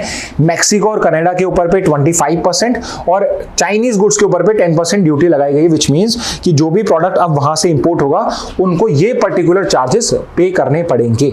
अब यहां पे क्वेश्चन क्या आ गया, यहां पे इशू क्या रेज हुआ है कि यहां पे ऐसा तो है नहीं कि ट्रंप ने अगर यहां पे टैरिफ्स लगाए हैं तो बाकी की कंट्रीज जो हैं वो यहां पे टैरिफ्स इसके अगेंस्ट में नहीं लगाएंगे, और यहां पे इसकी एक शुरुआत हो भी गई है। यानी देयर इज अ पॉसिबिलिटी कि यहाँ पे ट्रंप ने टैरिफ्स लगाए, अब कनाडा और मैक्सिको इस पे टैरिफ्स लगाएंगे जो यूएस के प्रोडक्ट्स आपके मैक्सिको में और आपके कनाडा के अंदर में आते हैं, और फिर एक यहाँ पे retaliatory war trade war start हो जाएगा। यानी मैंने इंपोर्ट ड्यूटी लगाई, फिर आप लगा रहे हैं, फिर आपने लगाई, फिर मैंने और बढ़ा दी, और इस तरीके से ट्रेड वॉर स्टार्ट हो सकता है जो यहाँ पे जो वर्ल्ड इकोनॉमी उसको डिस्टेबलाइज कर सकता है। ठीक है, तो एक बार फैक्चुअल एनालिसिस भी कर लेते हैं इस पर्टिकुलर न्यूज का, बिकॉज कई बार फैक्चुअल एनालिसिस भी आता है। सो पहली चीज 25% यहाँ पे टैरिफ लगाया गया है, 25% यहाँ पे टैरिफ लगाया गया है on imports from Canada and Mexico, और चाइनीज गुड्स के ऊपर पे 10% की ड्यूटी लगाई गई है। ठीक है, अब टैरिफ्स क्या होता है, what exactly are tariffs? So tariffs को अगर सिंपल वर्ड से बोला जाए तो it's basically import tax, import duty या इंपोर्ट टैक्स, विच मीन्स कि जो पर्टिकुलर प्रोडक्ट, लेट्स से अगर पहले मेरी 5% इंपोर्ट ड्यूटी थी, तो अगर 100 रुपए का प्रोडक्ट है, इंपोर्ट हो गया 105 का हो गया, अब वो 125 का हो जाएगा अगर वो कनाडा या मेरे मैक्सिको से आ रहा है, और वो चाइना का है तो 115 का हो जाएगा, बिकॉज अब पहले 110 का हो जाएगा, पहले 105 का था। तो यहाँ पे यू कैन सी हियर कि यहाँ पर भी जो आपका कॉस्ट है आपका बाय करने का, वो यूएस के अंदर में एक्सपेंसिव हो जाएगा, but at the same time इससे जो डोमेस्टिक इकोनॉमी होती है उसको बूस्ट मिलता है, बिकॉज आपके जो डोमेस्टिक प्रोडक्ट है जो शायद थोड़े महंगे हो सकते हैं वो अब यहाँ पे प्रेफर्ड होना स्टार्ट हो जाएंगे। अब ये जो पर्टिकुलर आपका टैरिफ लगाया गया यूएस ने, ये यूएस ने अपने किस लॉ के अंदर में लगाया? सो वो लॉ का नाम है international emergency economic powers act. तो यूएस का ये पर्टिकुलर लॉ है international emergency economics powers act, जिसके अंदर में ट्रंप ने ये पर्टिकुलर आपके ड्यूटीज को इंपोज करा है। ठीक है, अब यहाँ पे रिटेलिएटरी टैरिफ जो है उनको लगाने की बात है। रिटेलिएटरी टैरिफ्स क्या होते हैं कि मैं रिटेलिएट कर रहा हूं, मैं आपके अगेंस्ट में एक्शन ले रहा हूं, तो यहाँ पे यूएस ने लगाए हैं। अब कनाडा, मैक्सिको और चाइना जो है ये यहाँ पे काउंटर मेजर्स को अनाउंस कर चुके हैं, जिसमें कनाडा जो है वो भी यहाँ पे 20% कुछ लगाने वाला है। Mexico might announce it soon, China ने एज ऑफ नाउ कुछ अनाउंस नहीं करा है, बट उसने वर्ल्ड ट्रेड ऑर्गेनाइजेशन के अंदर में आपके यूएस के अगेंस्ट में केस फाइल करा है, बिकॉज दे से कि जो पर्टिकुलर ड्यूटीज लगाई जा रही हैं they are against the WTO norms. ठीक है, तो यहाँ पे ये चीज हो चुकी है। इन्फ्लेशनरी इफेक्ट्स क्या होंगे? So because import cost increase हो रही है, तो यहाँ पे जो यूएस का मार्केट है उसके अंदर में प्रोडक्ट की जो प्राइसेस है वो इंक्रीज होंगी। Eight the same time Canada के जो प्रोडक्ट्स हैं, मैक्सिको के प्रोडक्ट्स हैं, बिकॉज अब यूएस में उनका मार्केट जो है वो रिस्ट्रिक्ट हो गया है, विच मीन्स कि जो पर्टिकुलर मार्केट्स हैं ये बाकी कंट्रीज के अंदर में अवेलेबल भी होंगे और ये मार्केट को फ्लड भी कर सकते हैं, विच मीन्स वहां पर जो ये पर्टिकुलर अमाउंट है या जो पर्टिकुलर प्रोडक्ट्स है इनका जो नंबर है वो इंक्रीज हो सकता है। ठीक है। Impact on USMCA agreement. अब ये USMCA क्या है? United state Mexico Canada agreement. यहाँ पे ये जो ट्रम्प है, इन्हीं ने फर्स्ट टर्म में एक पर्टिकुलर ट्रेड डील साइन करी थी यहाँ पे, and this trade deal was sign majorly Trump wanted कि जो यूएस प्रोडक्ट्स हैं अगर वो कनाडा या मैक्सिको में सेल किए जाते हैं, उन पे कनाडा और मैक्सिको बहुत हाई इंपोर्ट ड्यूटी लगाते हैं। तो यहाँ पे तीनों कंट्रीज ने डिसाइड करा कि हम हमारी जो इंपोर्ट ड्यूटीज है उनको कम करेंगे, we will give preference to goods which are coming from this country. तो मैक्सिको और कनाडा के अंदर में जो यूएस से आपके प्रोडक्ट्स आ रहे थे उनको प्रेफरेंस मिल रही थी, उनका आपने टैक्स कम कर दिया था।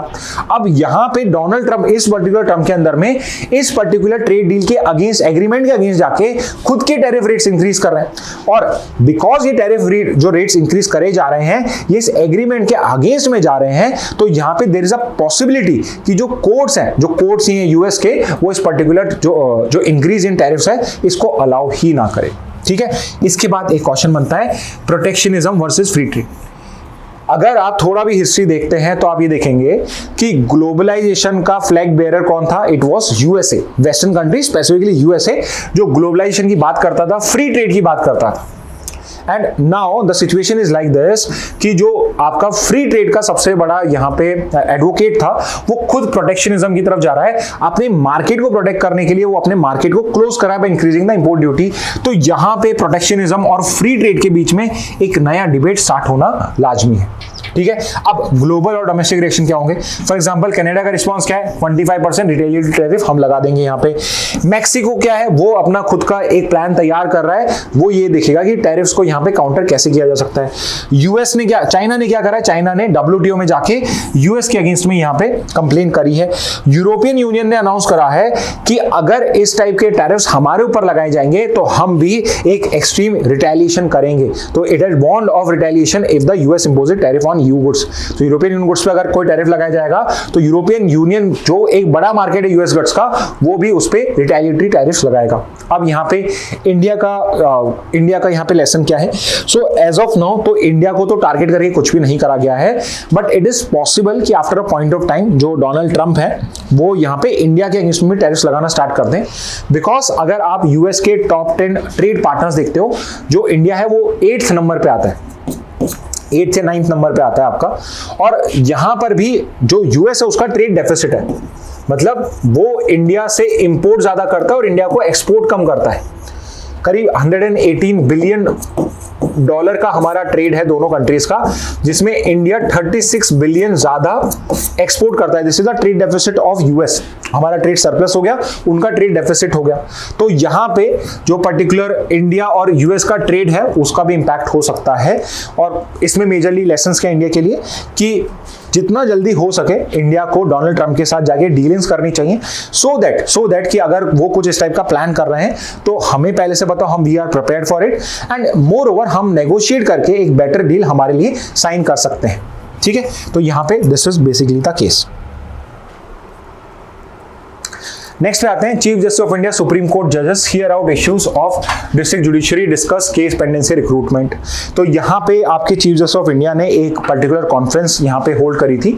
उस पर्टिकुलर कॉन्फ्रेंस के अंदर में डिस्ट्रिक्ट जुडिशरी के जो ऑफिसर्स थे, आपके हाई कोर्ट के जो लोग थे, ऑफिशियल्स थे, और जो स्टाफ मेंबर्स थे, एवरीवन वाज देयर। और यहाँ पे the major discussion was around basically the pendency of cases in India, कि इंडिया के अंदर में पेंडेंसी कितनी ज्यादा है और इसको हम कैसे टैकल कर सकते हैं। तो इसका अगर आपको एक बैकग्राउंड प्रोवाइड करा जाए तो इंडिया के अंदर में इंडिया के अंदर में अगर मैं टोटल बैकलॉग देखूं तो 4.5 crore cases, total pending cases कितने हैं? 4.5 करोड़। ये नंबर इंपॉर्टेंट है आपके लिए। दिसंबर 2024 का डेटा है, जो सबसे लेटेस्ट डेटा है।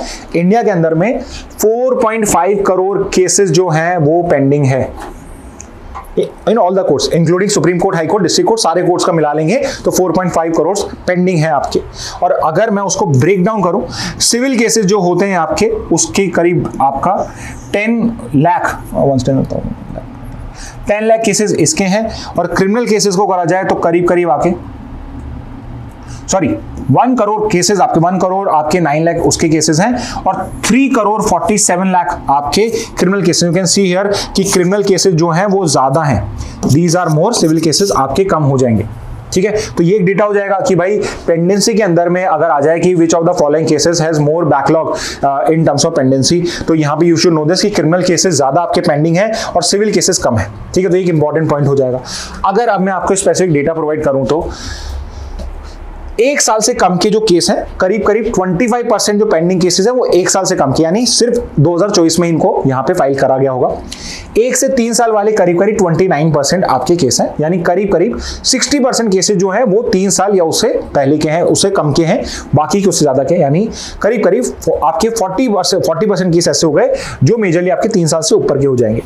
3 से 5 साल वाले 14% है, 5 से 10 साल वाले 21% है, बट ऐसे 10% केस है, यानी 5 करोड़ में से करीब करीब आपके 1 करोड़ केस ऐसा हो जाएगा जो मेजरली आपके 10 साल से ज्यादा के। यू कैन सी हियर कि यहाँ पे जो बैकलॉग है वो एज वाइज कैसा है। अब अगर मैं कोर्ट वाइज जाऊं तो डिस्ट्रिक्ट कोर्ट के अंदर में सबसे ज्यादा करीब करीब 4.5 करोड़ जो केसेस हैं आपके, 4.5 crore cases are pending in lower courts only, यानी वो राउंड ऑफ करके बताया हुआ नंबर है आपका ये, उसमें से 4.56 करोड़ जो केसेस हैं वो आपके डिस्ट्रिक्ट कोर्ट्स के अंदर में ही पेंडिंग है। हाई कोर्ट के अंदर में 62 लाख पेंडिंग है आपके, और सुप्रीम कोर्ट के अंदर में 82,000 केसेस कुछ आपके पेंडिंग है। तो आप देख सकते हैं कि डिस्ट्रिक्ट कोर्ट्स करीब करीब 99% जो बैकलॉग है 4.5 करोड़ का, वो करीब करीब आपका डिस्ट्रिक्ट कोर्ट्स के अंदर में ही है। हाई कोर्ट्स और सुप्रीम कोर्ट के अंदर में 82,062, यानी करीब करीब 63 लाख केसेस आपके 1% कुछ केसेस आपके हाई कोर्ट सुप्रीम कोर्ट में पेंडिंग है। बाकी का सारा जो पेंडेंसी है वो आपका डिस्ट्रिक्ट कोर्ट्स के अंदर में ही है। अब अगर रीजन पूछा जाए कि भाई क्यों आपके यहाँ पे शॉर्टेजेस हैं, तो सबसे पहले आ जाएगा शॉर्टेज ऑफ जजेस। सो it is a big issue कि यहाँ पे जजेस की जो है वो शॉर्टेज हो रही है, वैकेंसीज हैं बहुत सारी। इंफ्रास्ट्रक्चर डेफिशिएंसीज, तो ये बहुत बार आता है कि हाई कोर्ट सुप्रीम कोर्ट में तो फिर भी इंफ्रा अच्छा है, but if you look at the position of your district courts, या फिर आप उससे भी लोअर कोर्ट्स को जाके आप अगर विजिट करेंगे, यू वुड सी कि वहां पे जो बेसिक फैसिलिटीज होती हैं लाइक आर टॉयलेट, वो भी मिसिंग होता है, fans are missing, seating is not proper, तो ये infra deficiency is also a big issue. Third is case complexity, तो प्रोलॉन्ग ट्रायल्स होती हैं, उससे जो लीगल प्रोसीजर होता है, कॉम्प्लेक्स लीगल प्रोसीजर की वजह से प्रोलॉन्ग ट्रायल्स होती हैं। लीगल प्रोसीजर जो है आपके प्रोसीजर कोड्स हैं वो आज भी बहुत कॉम्प्लेक्स है, ऑल्दो हमने सीआरपीसी को बीएनएसएस से यहाँ पे रिप्लेस करा है, सीपीसी आपका आज भी चलता है, बट दोनों में अभी भी लीगल प्रोसीजर जो है वो आज भी बहुत ही कॉम्प्लेक्स है, जिससे ट्रायल जो होती है वो प्रोलॉन्ग होती हैं। फोर्थ इज एडमिनिस्ट्रेटिव बॉटलनेक्स, तो यहाँ पे जो केस मैनेजमेंट सिस्टम है वो भी आपका बहुत ही आउटडेटेड है, इस वजह से भी डिले होता है। एंड प्लस प्रोसीजरल भी इनएफिशिएंसीज है, प्रोसीजर भी प्रॉपर नहीं, वो भी इनएफिशिएंट प्रोसेस है, डेट पे डेट मांगने का प्रोसेस वो इनएफिशिएंट है, उस वजह से भी आपका यहाँ पे बैकलॉग जो है वो बहुत ज्यादा इंक्रीज होता है। ठीक है, तो ये हो जाएगा पेंडेंसी वाला। नेक्स्ट पे आते हैं on live in relationship in Uttarakhand, how the Uttarakhand UCC regulates live in relationship. So again Hindu Indian express दोनों में ये पर्टिकुलर आपका आर्टिकल आया है, जो मेजरली उत्तराखंड स्टेट है which has become the first state, remember सुनना पूरा, उत्तराखंड इंडिया की पहली स्टेट बन गया है जिसने यूनिफॉर्म सिविल कोड के ऊपर लेजिस्लेट करा है, यानी इसने एक लॉ क्रिएट करा है जिसके थ्रू यहाँ पे आपका यूसीसी है वो उत्तराखंड में इंप्लीमेंट करा जाएगा। तो क्वेश्चन ये आता है, is UCC the first state जिसके अंदर में is Uttarakhand the first state जिसके अंदर में आपका यूसीसी इंडिया में? So answer be no. इसके अलावा Goa is the other state जिसके अंदर में यूसीसी पहले से इंप्लीमेंटेड है, तो लेजिस्लेट नहीं किया था, पहले पोर्चुगीज थे वहां पे, तो वो यूसीसी को इंप्लीमेंट कर रहे थे। तो गोवा में आज भी यूसीसी ही इंप्लीमेंट होता है after independence of Goa from Portugal, उसके बाद में भी वहां यूसीसी लगता है। बट वहां गोवा का जो लेजिस्लेचर उसने उस पर लॉ नहीं बनाया था, बट उत्तराखंड जो इंडिया का पहला स्टेट बन चुका है जिसने यहाँ पे यूसीसी के ऊपर पे आपका लॉ बनाया। अब यूसीसी जो है वो बेसिकली क्या होता है? UCC is basically a particular law जो ये कहता है कि जितने भी पर्सनल लॉज हैं आपके, या जितने भी आपके पर्सनल मैटर्स हैं, उन सब में यूनिफॉर्म लॉ लगेगा, यूनिफॉर्म सिविल कोड ही अप्लाई होगा, यानी यूनिफॉर्म लॉ लगेगा। अब पर्सनल मैटर्स में क्या क्या आते हैं? तो पर्सनल मैटर होते हैं जो बेसिकली दो लोगों के बीच के हो सकते हैं, like marriage, inheritance, divorce, alimony, maintenance alimony is one and same thing. तो मेजरली जो आपके ये जो पर्टिकुलर होते हैं, जैसे अडॉप्शन हो गया, वो भी इसी का पार्ट हो जाएगा। ठीक है, और दोनों जो पार्टीज हैं पर्सनल मैटर्स में, जो दोनों पार्टीज की राइट्स और ड्यूटीज क्या होंगी, वो सब पर्सनल मैटर्स में होते हैं। एंड यूजुअली इंडिया के अंदर में जो पर्सनल मैटर्स होते हैं वो पर्सनल लॉ के अंदर में आते हैं। And what are personal law? So personal law होते हैं, फॉर एग्जांपल हिंदूज के लिए हम हिंदू लॉ यूज करेंगे, ऑल्दो हम हिंदू लॉ के लिए, अब हिंदू का एक्ट है हमारा Hindu marriage act, Hindu succession act. Muslims के लिए आपका शरीयत लगता है, तो ये एक प्रॉपर एग्जांपल है आपका जहां पे पर्सनल लॉ को हम यूटिलाइज कर रहे हैं। और क्रिश्चियंस और पारसी पे आपका इंडियन सक्सेशन एक्ट लगता है और Christians and Parsis marriage act लगता है, जो करीब करीब एक यूसीसी की तरह ही है, ठीक है। इन एनी केस आपका पर्सनल लॉ यूटिलाइज होता है। तो हम ये चाहते हैं कि because we are a democratic and a secular country, जितने भी पर्सनल मैटर्स होते हैं जो मैरिज, इनहेरिटेंस, डाइवोर्स के होते हैं, पार्टीज के राइट्स और ड्यूटीज से डील करते हैं, उन सब के लिए जो पर्सनल लॉ नहीं अप्लाई होना चाहिए, उनके लिए एक यूनिफॉर्म सिविल कोड अप्लाई होना चाहिए। और Uttarakhand has become the first state to legislate a particular law for the same, ठीक है। अब उत्तराखंड का यूसीसी फरवरी 24 के अंदर में इसको पास किया गया था और अब इसको यहां पे इंप्लीमेंट करना स्टार्ट कर दिया गया है, ठीक है। तो फरवरी 2025 में, फरवरी 24 में इसको इंट्रोड्यूस किया गया था, लास्ट ईयर इसको पास कर दिया गया है और फरवरी 2025 से आपका अब से ये आपका इंप्लीमेंट होना स्टार्ट हो चुका है।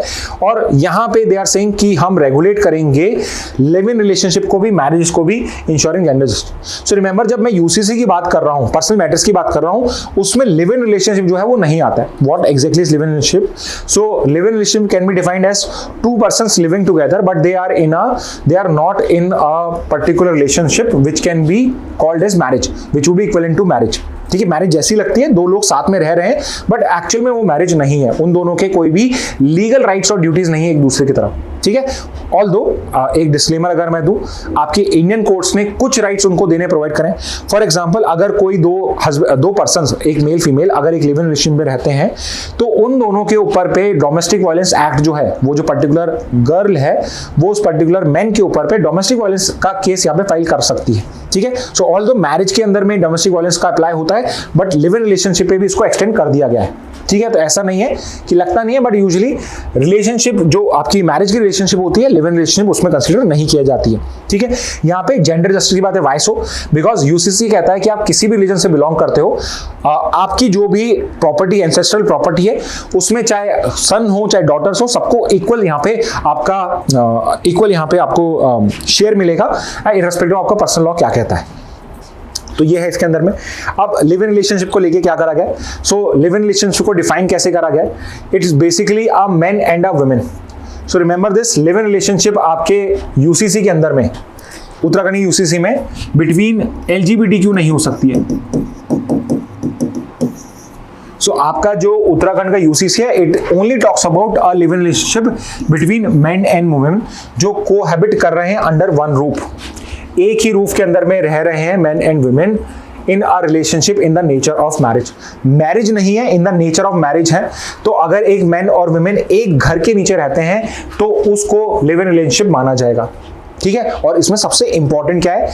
There should be a shared household, यानी एक घर के अंदर रह रहे हैं तो ही उसको हम लिव इन रिलेशनशिप में काउंट करेंगे।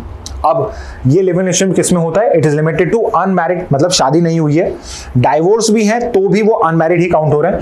Heterosexual couples which means homosexuals इसके अंदर में इंक्लूड नहीं है, who cohabit as adults managing a particular household. तो दोनों को हैबिट कर रहे हैं as adults, which means requirement है कि दोनों 18+ होने चाहिए। सो रिमेंबर, कोई एक 18+ किसी 18 बिलो के साथ नहीं रह सकता है, this would be against the law. दोनों 18 से नीचे हैं या दोनों में से एक भी पार्टी 18 से नीचे है तो वो लिव इन रिलेशनशिप में नहीं फॉल करती है। और यहाँ पे क्या करा गया है? इंपॉर्टेंट पॉइंट इज कि अगर आप लिव इन रिलेशनशिप में भी हैं, आप मैरिज की रिलेशनशिप में है या लिव इन रिलेशन में, दोनों ही सिचुएशन में जब वो रिलेशनशिप कमेंस होती है या वो रिलेशनशिप टर्मिनेट हो रही है लिव इन रिलेशनशिप, तब आपको इसको रजिस्टर कराना पड़ेगा, यानी आपको कोर्ट जाना पड़ेगा, रजिस्ट्रार के पास जाना पड़ेगा। मेजरली जो मैरिज रजिस्ट्रार होता है, जो रजिस्टर करता है मैरिजेस को भी, उसके बाद जाके आपको लिव इन रिलेशनशिप को भी यहाँ पे आपको रजिस्टर कराना पड़ेगा। मोर ओवर एक और रिक्वायरमेंट क्या है? अगर दोनों कपल में से दोनों में से एक भी 21 से कम का है, यानी एडल्ट होना तो रिक्वायरमेंट है ही, बट दोनों में से अगर एक भी पार्टी 21 से कम की, चाहे बॉय हो चाहे गर्ल हो, तो पेरेंट की कंसेंट जो है वो मस्ट है। पेरेंट जो है उनमें से उनको कंसेंट देनी पड़ेगी, उसी के बाद ही आप लिव इन रिलेशनशिप में रह सकते हो। एंड मोर ओवर, अगर आप अपनी लिव इन रिलेशनशिप को रजिस्टर नहीं कराते हो तो आपके ऊपर पे पेनल्टीज का प्रोविजन भी है, जिसके अंदर में आप पे फाइन्स भी लगाया जा सकता है और आपको इम्प्रिजन भी किया जा सकता है। विच मीन्स रजिस्ट्रेशन जो है ये आपका कंपलसरी है लिव इन रिलेशनशिप को लेके उत्तराखंड में, ठीक है। मोर ओवर, यूसीसी जो है ये कहता है कि कुछ ऐसे रिलेशनशिप्स हैं जो प्रोहिबिटेड हैं, जो लिव इन रिलेशन में नहीं आ सकते। फॉर एग्जांपल, एक ब्रदर सिस्टर, एक कजन जो होते हैं आपके, अनलेस कुछ रिलीजन्स में अलाउड है। हिंदुइज्म का अगर एग्जांपल दें, हिंदू रिलीजन की बात करें तो उसके अंदर में आपके सपिंडर रिलेशन जो होते हैं, उसके अंदर में 7 पीढ़ियों तक के जो रिलेशन होते हैं, उसके अंदर में आपके जो ब्लड रिलेटिव्स होते हैं उनके बीच में आप शादियां नहीं कर सकते हो। तो वो जो पर्टिकुलर कंडीशंस है वो यहां पर भी लगाई गई है with a particular exception, which is कि अगर कोई ऐसा रिलीजन है या कोई ऐसा पर्टिकुलर कास्ट है, कोई पर्टिकुलर ग्रुप है जिस पर्टिकुलर रिलीजन में इस टाइप के रिलेशंस अलाउड होते हो, तो आपको रिलीजियस लीडर से यहां पे एक एफिडेविट लेकर आना पड़ेगा, permission from religious leaders. So let's say आप एक पर्टिकुलर रिलीजन से बिलोंग करते हैं जहां पे इस टाइप की अगर शादियां अलाउड हैं, तो आपके उस रिलीजन के रिलीजियस लीडर से आपको परमिशन लेकर आनी पड़ेगी। उसी के बाद आप लिव इन रिलेशनशिप या मैरिज में एंटर कर सकते हो। यहां पे लिस्ट ऑफ प्राइवेट रिलेशनशिप भी दी हुई है, 37 फॉर मेन, 37 फॉर विमेन। तो यहाँ पे कुछ 74 ऐसे प्राइवेट रिलेशनशिप्स हैं, जैसे फादर सन, फादर डॉटर हो गया, ये सब रिलेशनशिप बताई हुई हैं। ग्रेट ग्रैंड पेरेंट्स की हो गई, स्टेप ग्रेट ग्रैंड पेरेंट्स हो गए, नेफ्यूज हो गए, नीस हो गई, इन सब की भी यहाँ पे आपको बताए हुए हैं कि किन किन रिलेशनशिप में आप नहीं आ सकते हो, लिव इन रिलेशन में नहीं रह सकते हो। And requirement for religious approval, तो अगर प्राइवेट रिलेशन में फॉल करते हो, लेट्स से इन 74 में अगर आप फॉल करते हो, तो आपको यहाँ पे एक सर्टिफिकेट लेकर आना पड़ेगा अपने रिलीजियस लीडर से, कम्युनिटी से, जो आपको ये सर्टिफाइड करेगा कि आप ये पर्टिकुलर कस्टम जो है इसके अंदर में कर सकते हो। और रजिस्ट्रार जो है, जो पर्टिकुलरली इसको रजिस्टर करेगा, वो सर्टिफिकेट को वेरीफाई कर सकता है और इसको रिजेक्ट भी कर सकता है अगर रजिस्ट्रेशन उसको लगता है कि ये कस्टम जो है वो अलाउ नहीं करते हैं, ठीक है।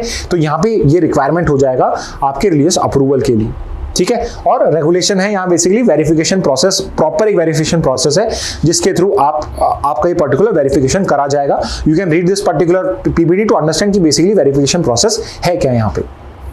ओके, नेक्स्ट न्यूज पे आते हैं। अगेन हिंदू और इंडियन न्यूज़ दोनों में आई है। The escalating conflict in Congo, why its neighbours are involve, crisis in Congo. तो जो पर्टिकुलर न्यूज है, इफ यू रिमेंबर कुछ दिन पहले हमने मिडिल ईस्ट को डिस्कस करा था, वेयर आई टोल्ड यू कि जो ह्यूमन बींग्स होते हैं वो इनहेरेंटली ट्राइबल नेचर के होते हैं, एंड इट इज बिकॉज कि हम पहले जब आपके जंगलों में रहते थे तो we were basically divided into different tribes, and उस बेसिस पे हमारी जो ट्राइबल आइडेंटिटी है वो आज भी हम इंटैक्ट रखते हैं, कैरी करते हैं बहुत सारे केसेस में। तो यू वुड सी हियर कि अगर किसी भी पर्टिकुलर ग्रुप में होमोजेनिटी होती है तो after a point of time वो अपने आप में डिवीजन कर लेते हैं। फॉर एग्जांपल, इंडिया के अंदर में प्राइमरली हिंदुइज्म फॉलो होता था, तो हिंदुइज्म आपकी होमोजेनिटी हो गई, but soon we started dividing ourselves into different kind of caste, ठीक है। तो अब कास्ट के बीच में कन्फ्लिक्ट होना स्टार्ट हो गया। अब यहां पर भी अगर आप देखोगे, चाहे मिडिल ईस्ट हो चाहे अफ्रीका केस हो, अफ्रीका के अंदर में भी जब आपके ये सब रिलीजन्स आए, मुस्लिम, इस्लाम आया, आपका क्रिश्चियनिटी आया, सो बहुत सारे जो आपके ये पर्टिकुलर अफ्रीकन ट्राइब्स थी उन्होंने कन्वर्जन कर लिया, बट और कन्वर्जन भी कर लिया और उसके बाद में आपका यहाँ पे नेशनहुड भी निकल के आया, तो नेशनलिटी भी बन गई। कोई कॉन्गो के अंदर में कॉन्गोलीज बन गया, कोई यहाँ पे बुरुंडी का बुरुंडियन बन गया, यहाँ पे साउथ अफ्रीकन बन गया। तो डिफरेंट आपकी नेशनलिटी भी यहाँ पे आके एक होमोजेनिटी प्रोवाइड करने लगी। बट स्टिल ये जो पर्टिकुलर ग्रुप्स है, इनके अंदर में जो एथनिक आइडेंटिटी आज भी वो इंटैक्ट है, आज भी वो स्ट्रॉन्ग है। सो इट इज पॉसिबल कि there is a particular ethnicity जो आज कॉन्गो में रहती है, बट उसके जो ब्रदर्स हैं वो शायद एक रवांडा, दूसरी कंट्री रवांडा कंट्री है, तो वो उसमें भी रहती है। तो यहाँ पे ऑल्दो एक कॉन्गोलीज है, एक रवांडियन है, बट उनके एक एथनिक बॉन्ड भी है, विच इज बेसिकली कि they are belonging to a particular tribe. जैसे यहाँ पे एक तुत्सी ट्राइब की बात कर रहे हैं, जो इसका सेंटर पॉइंट है इस पर्टिकुलर न्यूज का, कि यहाँ पे उन दोनों के बीच में एक ट्राइबल लिंक है, एक ब्रदरहुड यहाँ पे आज भी कायम है। तो यहां पे जो पर्टिकुलर इशू चल रहा है कॉन्गो के अंदर में, ये भी एक एथनिक इशू ही है, एथनिसिटी का ही इशू है। तो यहां पे मेन दो पार्टीज कौन सी है? एक साइड तो है कॉन्गो की गवर्नमेंट, कॉन्गोलीज गवर्नमेंट हो जाएगी, और दूसरी साइड में एक रिबेल ग्रुप है which is known as M23 rebel group. अब यहां पे जो आपकी कॉन्गोलीज गवर्नमेंट है वो मेजरली है हुतूस की, हुतूस एक ये ट्राइबल ग्रुप है, एथनिक ग्रुप है वहां का, और जो M23 ग्रुप है ये मेजरली है टुट्सीज। तो तुत्सी तो हो गए M23 ग्रुप वाले, रिबेल ग्रुप वाले, और हुतूस हो गए आपके कोंगोलीज गवर्नमेंट वाले, ठीक है। और इन दोनों ट्राइबल ग्रुप्स के बीच में बहुत टाइम से कॉन्फ्लिक्ट चल रहा था in the country of Congo. अब यहां पे 2009 के अंदर में, मार्च 23, 2009 के अंदर में जो तुत्सी लेड रिबेलियन है और कोंगोलीज गवर्नमेंट है, इन दोनों के बीच में एक पीस अकॉर्ड, एक शांति समझौता होता है, और उसके अंदर में दोनों अपने आर्म्स को डालने की बात करते हैं और एक पर्टिकुलर सॉल्यूशंस की बात करते हैं। However with the passing of time, Congolese government को जब ये लगा कि हम इस पर्टिकुलर रिबेलियन को यहाँ पे दबा सकते हैं, उन्होंने इस पीस अकॉर्ड को वायलेट कर दिया। तो यहाँ पे जो इंसर्जेंसी थी वापस से स्टार्ट हो गई और एक नया ग्रुप निकल के आया M23, और M23 का ओरिजिन है मार्च 23 से ही। इट इज बेसिकली स्टेटिंग कि इस ग्रुप का origin is from the breakdown of the peace accord by the Congolese government, ठीक है। तो ये तुत्सी लेड ग्रुप है M23, अब ये जो है ये वापस से आपका वायलेंस करना स्टार्ट कर चुका है। सो मच सो कि जो आपका तुत्सी का ये M23 ग्रुप है, रिबेल ग्रुप है, it is become so strong कि इसने कॉन्गो की कई जो सिटीज हैं, जैसे इस पर्टिकुलर न्यूज में गोमा करके एक सिटी है, उसको यहाँ पे capture, it's a big city in Congo, जिसको यहाँ पे M20 रिबेल्स ने कैप्चर कर लिया, ठीक है। तो इस वजह से यहाँ पे जो कोंगोलीज गवर्नमेंट है वो रवांडा की गवर्नमेंट को यहाँ पे एक्यूज कर रही है कि यहाँ पे जो M23 ग्रुप है उसको रवांडियन गवर्नमेंट सपोर्ट कर रही है, and it is not hidden from anyone. United Nations है वो भी इस पर्टिकुलर चीज को एक्सेप्ट कर चुका है, वो भी यहाँ पे रवांडा गवर्नमेंट को बोल रहा है कि you can not go and support a particular rebel group in another country, okay. तो यहाँ पे ये पर्टिकुलर फैक्ट हमें भी पता है। तो इसके की प्लेयर्स कौन कौन से हैं आपके, पहले तो कि M23 के रिबेल्स हो गए, तुत्सी जो है, तुत्सी लेड गवर्नमेंट है आपकी, ये पर्टिकुलर ग्रुप है, और ये मेजरली फाइट कर रहे हैं against Hutu militants like FDLR। जैसे ये आपका M23 है, ऐसे FDLR एक आपका हुटू मिलिटिया ग्रुप है जिसको कोंगोलीज गवर्नमेंट यहाँ पे सपोर्ट कर रही है। तुत्सी जो है M23 ग्रुप है जिसको रवांडियन गवर्नमेंट सपोर्ट कर रही है। कॉन्गो गवर्नमेंट क्या है, कॉन्गो गवर्नमेंट जो है वो M23 से फाइट कर रही है with the help of Burundian troops. तो बुरुंडी जो कंट्री है उसके जो ट्रूप्स है वो यहाँ पे हुतू मेजरली उस ट्राइबल ग्रुप के, और कोंगोलीज गवर्नमेंट जो है उसकी हेल्प कर रहे हैं यहाँ पे इस पर्टिकुलर रिबेल ग्रुप को हराने के लिए। रवांडा जो है वो यहाँ पे M23 को सपोर्ट कर रहा है, ऑल्दो ये डिनाई करता है, but it is common knowledge now कि जो रवांडा कंट्री है, पॉल कागामे यहाँ के आपके प्रेसिडेंट है, और ये यहाँ पे M23 को यहाँ पे सपोर्ट कर रहे हैं। Y so? बिकॉज यहाँ पे रवांडा गवर्नमेंट क्लेम करती है कि जो FDLR है, एक हुतू मिलिशिया ग्रुप है, 1994 में एक रवांडियन जिनोसाइड हुआ, रवांडा कंट्री के अंदर में एक जिनोसाइड हुआ था जहां पे इस रवांडियंस लोगों को मारा गया था बाय दिस पर्टिकुलर हुटू मिलिशियास, और इस वजह से बिकॉज हुटू मिलिशियास आर इन्वॉल्व, इसलिए रवांडियन गवर्नमेंट जो है वो M23 ग्रुप को हेल्प कर रही है, ठीक है। अभी कॉन्फ्लिक्ट क्या है, so again explain it to you. 94 का रवांडा जिनोसाइड जो है उसमें इसका कंटेक्स्ट है, और 2009 में पीस अकॉर्ड को यहाँ पे वायलेट कर दिया गया, इस वजह से भी ये कॉन्फ्लिक्ट जो है कंटिन्यू हो रहा है। बट ऐसा हो नहीं सकता है कि यहाँ पे कोई इकोनॉमिक इंटरेस्ट नहीं हो और वो सिर्फ एक लैंड के लिए जिसकी कोई वैल्यू नहीं उसके लिए फाइट कर रहे हो। तो यहाँ पे भी रिसोर्स कंट्रोल की भी बात है। जो ये eastern democratic Republic of Congo जहां पे ये पर्टिकुलर M23 रिबेल ग्रुप आपका एक्टिव है, यहाँ पे ये रिच इन मिनरल्स है, जैसे कॉल्टन एक मिनरल होता है, कोबाल्ट है, गोल्ड है, जो आपके बहुत ही इंपॉर्टेंट इंडस्ट्रीज का पार्ट है। लोकल एरियाज में भी यूज होता है, इंटरनेशनल उसमें भी आपका यूज होता है। और ये जो कोल्टन है, कोबाल्ट, इनकी वैल्यू, गोल्ड तो ऑब्वियसली वी नो दिस की इसकी वैल्यू बहुत आई है। कोल्टन और कोबाल्ट जो है ये भी इलेक्ट्रॉनिक्स के अंदर में, आपके मैन्युफैक्चरिंग सेक्टर के अंदर में बहुत इंपॉर्टेंट रोल प्ले करता है। तो इस कंट्रोल को लेकर, रिसोर्स कंट्रोल को लेकर भी यहाँ पे ये एथनिक कॉन्फ्लिक्ट जो है वो कंटिन्यू हो रहा है, ठीक है। So this was the news regarding your particular Congolese issue. Next पे आते हैं, एक छोटी सी न्यूज है समझने की। Ex parte interim orders can not be pass casually as per high court. तो मद्रास हाईकोर्ट का एक जजमेंट आया है और मद्रास हाईकोर्ट ने बोला है कि जो एक्स पार्टे इंटरिम ऑर्डर्स होते हैं वो आप कैजुअली पास नहीं कर सकते। तो इनको समझते ही क्या है, पहले तो समझिए interim order, I am sure आप समझ गए होंगे। एक फाइनल होता है, एक इंटरिम ऑर्डर होता है। इंटरिम ऑर्डर होता है विच इज बेसिकली कि जब तक फाइनल डिसीजन नहीं होता है, this is going to be the current conditions. Current condition ये रहेगी, सो लेट्स से दो पार्टीज हैं, दो गए और उन्होंने एक्स और वाई गए और यहाँ पे कोर्ट ने एक इंटरिम ऑर्डर पास करा कि लेट्स से कि अभी सिचुएशन ए चल रही है। अब कोर्ट कह रहा है कि सिचुएशन ए जो है वो फिजिबल नहीं है, सिचुएशन बी कंटिन्यू करो। सो इंटरिम ऑर्डर के अंदर में हम एक नई यहाँ पे करंट कंडीशन को यहाँ पे फाइनलाइज कर सकते हैं till the final order is pass. अब एक्स पार्टम क्या होता है? Ex parte is without hearing the other party. Ex party यानी without hearing the other party. तो यहां पे ये यूजुअली ऑर्डर तब दिया जाता है कि लेट्स से दो पार्टीज हैं एक्स और वाई, एक्स ने केस फाइल करा अगेंस्ट वाई, यहां पे वाई जो है पार्टी जो है उसको नोटिस सेंड करता है कोर्ट और वाई जो है वो कोर्ट को ना तो रिस्पॉन्ड करता है और वो कोर्ट में प्रेजेंट भी नहीं होता आफ्टर गिविंग मल्टीपल अपॉर्चुनिटीज। तो वाई को कई बार बुलाया गया, वाई कई बार नहीं आया। उस सिचुएशन में जो एक्स है वो या कोर्ट जो होता है वो एक्स को यहाँ पे इंटरिम लीव पास कर सकता है कि जब तक यहाँ पे आपका वाई अगर आ नहीं रहा है तो जब तक वाई नहीं आएगा तब तक ये सिचुएशन रहेगी। फॉर एग्जांपल कि एक्स और वाई के बीच में लेट्स से एक लैंड की पोजीशन को लेकर डिस्प्यूट था, एक्स वाई की पोजीशन में थी, वाई आ नहीं रहा है, तो कोर्ट यहां पे ये कह सकता है कि जब तक फाइनल डिसीजन नहीं होता है यहां पे वाई कोई भी कमर्शियल एक्टिविटी नहीं करेगा। तो रेदर देन डिसाइडिंग कि नहीं ये एक्स को दे दी गई है, यहाँ पे ये भी किया जा सकता है इंटरिम ऑर्डर में कि वाई कोई भी इस पे कमर्शियल एक्टिविटी नहीं करेगा, यानी कि वो पर्टिकुलर जो लैंड है उसको ना तो एक्स यूज कर रहा है एज ऑफ नाउ, ना वाई यूज कर रहा है, ये एक एक्स पार्टी ऑर्डर। तो कोर्ट ने यहाँ पे ये बोला है कि अगर एक्स पार्टी इंटरिम ऑर्डर कोई भी कोर्ट पास कर रहा है तो वो कैजुअली पास नहीं कर रहा है। Which means कि यहां पे अगर मैं इस टाइप का अगर डिसीजन ले रहा हूं so it can only be done जब यहां पे y जो है वो विलफुली यहां पे डिफॉल्ट कर रहा है, और एक कंडीशन भी पुट अप कर दी है कि यहां पे अगर एक्स पार्टी ऑर्डर मांग रहा है, x party interim order demand कर रहा है, तो यहां पे आपको एक अंडरटेकिंग लेनी पड़ेगी एक्स से कि इन केस ये पर्टिकुलर केस आपके अगेंस्ट में डिसाइड होता है तो यहां पे जो सेकंड पार्टी को लॉस हुआ है वो सारा लॉस आपको रीइंबर्स करना पड़ेगा, यानी वाई का जो लॉस है वो एक्स को देना पड़ेगा। और अगर ये दो कंडीशन फुलफिल होती हैं तब कोर्ट्स को एक्स पार्टी ऑर्डर देना चाहिए, इंटरिम ऑर्डर देना चाहिए, otherwise x party interim order देने से बचना चाहिए। ठीक है, तो ये पर्टिकुलर न्यूज आपके हिंदू में आई थी। आई थॉट थोड़ा बहुत ये पर्टिकुलर टेक्निकल वर्ड से इनको हमें कवर करना चाहिए।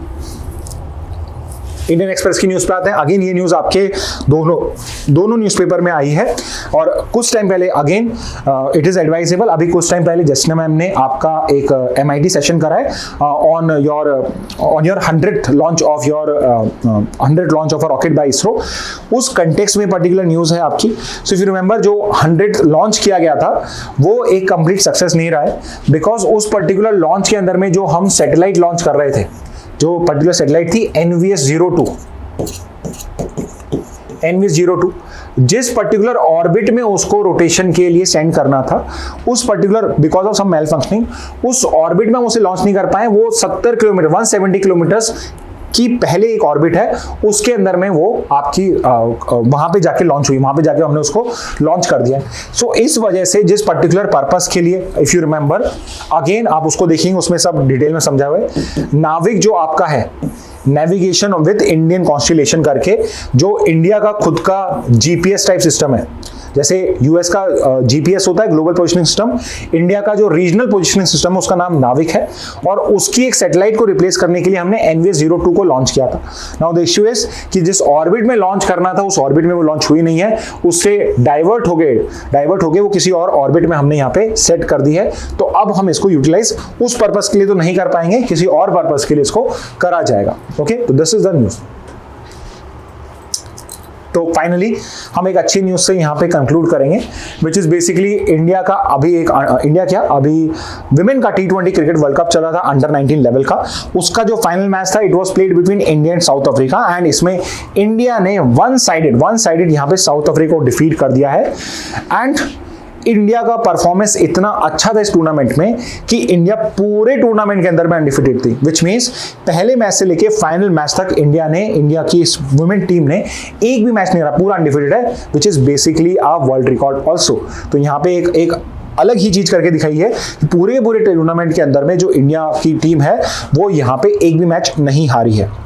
More over another important fact is कि इंडिया जो था वो डिफेंडिंग चैंपियन था, which means India was the winner of the last under 19 women T20 world cup also. जो पिछला T20 वर्ल्ड कप हुआ था वो भी इंडिया ने जीता था, और ये वाला वर्ल्ड कप भी है वो भी इंडिया ने जीता है, और अब इंडिया 2 बार इस T20 वर्ल्ड कप को जीत चुका है। एंड इसमें एक पर्टिकुलर प्लेयर जिसका नाम लेना पड़ेगा, उनका नाम है जी त्रिशा। ये नाम आपके लिए इंपॉर्टेंट है बिकॉज इनका ये एक ऑलराउंडर है, बैटिंग में भी फाइनल में भी इन्होंने अच्छा परफॉर्मेंस करा है। She scored a century also in this world cup, moreover she has taken wickets also in this particular world cup, and her performance so good that she was the player of the final. तो final match हुआ, उसकी player of the match थी जी Trisha, and उनका पूरे tournament में performance इतना अच्छा था कि she was also the player of the tournament also, both for his contribution from the bat and from her contribution from the ball also. तो G Trisha player of the match भी है और player of the tournament, she is G Trisha. Okay, anyway, so this is regarding your T20 World Cup recent win. Okay so students, these were important news from the Hindu Indian express. अगर आपको अभी कोई doubt, कुछ feedback है, आई have already told you, कोई concept आपको समझ नहीं आया, आप स्पेसिफिकली कमेंट बॉक्स में हमें लिख सकते हैं। उसको नेक्स्ट क्लास के अंदर में छोटा कंसेप्ट होगा तो वहीं पे टैकल कर दिया जाएगा शुरू में, या फिर किसी MIT सेशन के अंदर में हम उसे डिटेल में करेंगे। बट आपका जॉब क्या है, वो बताना हमें कि आपको ये पर्टिकुलर चीज समझनी है फिर से। Okay, so with this message let's end today's session. Thank you and have a very nice day.